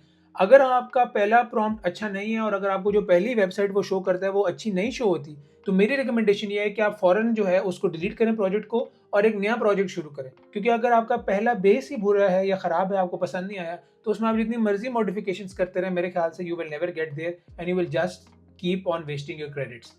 यहाँ पर आप क्रेडिट्स भी देख सकते हैं, टॉप लेफ्ट पे आपको नज़र आ रहा है कि 2.3 क्रेडिट्स मेरे लेफ्ट हैं। मैं भी फ्री टियर वर्जन पे हूँ, लेकिन अगर आप ज़्यादा क्रेडिट्स चाहते हैं तो you can also use my invite link, जो मैं नीचे शेयर कर दूंगा। तो अगर आपने ये प्रोजेक्ट डिलीट करना है, आपने अपडेट करने का देख लिया, पहला प्रॉम्प्ट लिखना देख लिया, अगर आपने चेंजेस करनी है वो आपको पता है कहाँ आपने चेंजेस करनी है। गिटहब पे भी हम जाएंगे कि आपने कोड पुश कैसे करना है। तो अगर आपने ये प्रोजेक्ट डिलीट करना है तो उसके लिए आपको यहाँ सेटिंग्स में जाके, आपने अगर नया प्रोजेक्ट शुरू करना है, सेटिंग्स में जाके आपने कोशिश करनी है कि आप कंफर्म करें कि आप उसी प्रोजेक्ट में हैं, और उस प्रोजेक्ट में अगर आप स्क्रॉल करेंगे नीचे तो फिर आपको यहाँ पर ये जो डिलीट प्रोजेक्ट नज़र आ रहा है इसके आगे एक रेड बटन शो हो रहा होगा, इस पर आप क्लिक करेंगे तो अपना प्रोजेक्ट जो है वो डिलीट कर सकते हैं। लेकिन अभी हम देखते हैं कि हमने किस तरह अपने कोड को जो हमारे लवेबल ने हमें बना के दिया है इसको हम गिटहब पे किस तरह पुश करेंगे। हमने यहाँ दोबारा गिटहब पे क्लिक करना है, कनेक्ट करना है गिटहब, और हमने बाकी कनेक्शन तो किया हुआ है, अपना गिटहब साइनअप भी किया हुआ है, लॉगिन भी किया हुआ है, सब कुछ। हमने सिर्फ कोड जो है वो पुश करना है। अब लेट्स अज्यूम कि हमें ये सारी वेबसाइट जो है वो पसंद आ गई है और अब हम अपने गिटहब पे लेके जाना चाहते हैं। सिंपल यहाँ हम कनेक्ट प्रोजेक्ट पे क्लिक करेंगे, एआई विद हसन पे क्लिक करेंगे, और अब ये हमें कह रहा है कि गिटहब पे ट्रांसफ़र करने के बाद कोड दोबारा लवेबल में नहीं आ सकता। तो मेक श्योर कि आपने जो फाइनल प्रोडक्ट है आपका, जिसके बाद आप खुद सिर्फ मैनुअल चेंजेस करना चाहते हैं, सिर्फ उस प्रोजेक्ट को आप अपने लवेबल के थ्रू गिटहब में लेके जाएं। अगर आपको ये लगता है कि आप कोड में आप और चेंजेस करना चाहते हैं लवेबल के थ्रू, तो you should not take it at that stage to GitHub. तो यहाँ मैं करता हूँ ट्रांसफ़र एनीवे। तो ये इसने गिटहब पे हमारा जो कोड था, जो इसने लिखा था कोड, वो इसने यहाँ पुश कर दिया है। ये आप देख सकते हैं, ये सारी फाइल इसने खुद जनरेट की हैं। तो हमारे गिटहब पे भी इसका जो कोड था वो पब्लिश हो चुका है। तो यहाँ पर हमारी आज की वीडियो ख़त्म होती है। आज हमने बेसिक्स कवर किए, हमने वेबसाइट बिल्डिंग की, देखा वेबसाइट बनती किस तरह है, इंटरनेट कैसे काम करता है, HTML और CSS की बेसिक्स देखी, हमने अपनी डोमेन नेम खरीदी, हमने डोमेन नेम को डोमेन रजिस्ट्रार के थ्रू लिंक किया, अपने गिटहब पेजेस पे हमारी एक वेबसाइट पब्लिश हो चुकी है। अब आप इस वेबसाइट पे कुछ भी बिल्ड कर सकते हैं। आप AI के थ्रू इसमें अपनी CV बना सकते हैं, जैसे मैंने शुरू में बताया था, पोर्टफोलियो सेटअप कर सकते हैं। There are a lot of things that you can do using this setup. और डोमेन नेम अगर आप नहीं लेना चाहते तो आप फ्री सेटअप में भी अपनी एक वेबसाइट पब्लिश कर सकते हैं, which will be accessible from all over the world. तो ये आज की वीडियो थी। I hope that you liked it. Thank you for watching it till the end. See you in the next one.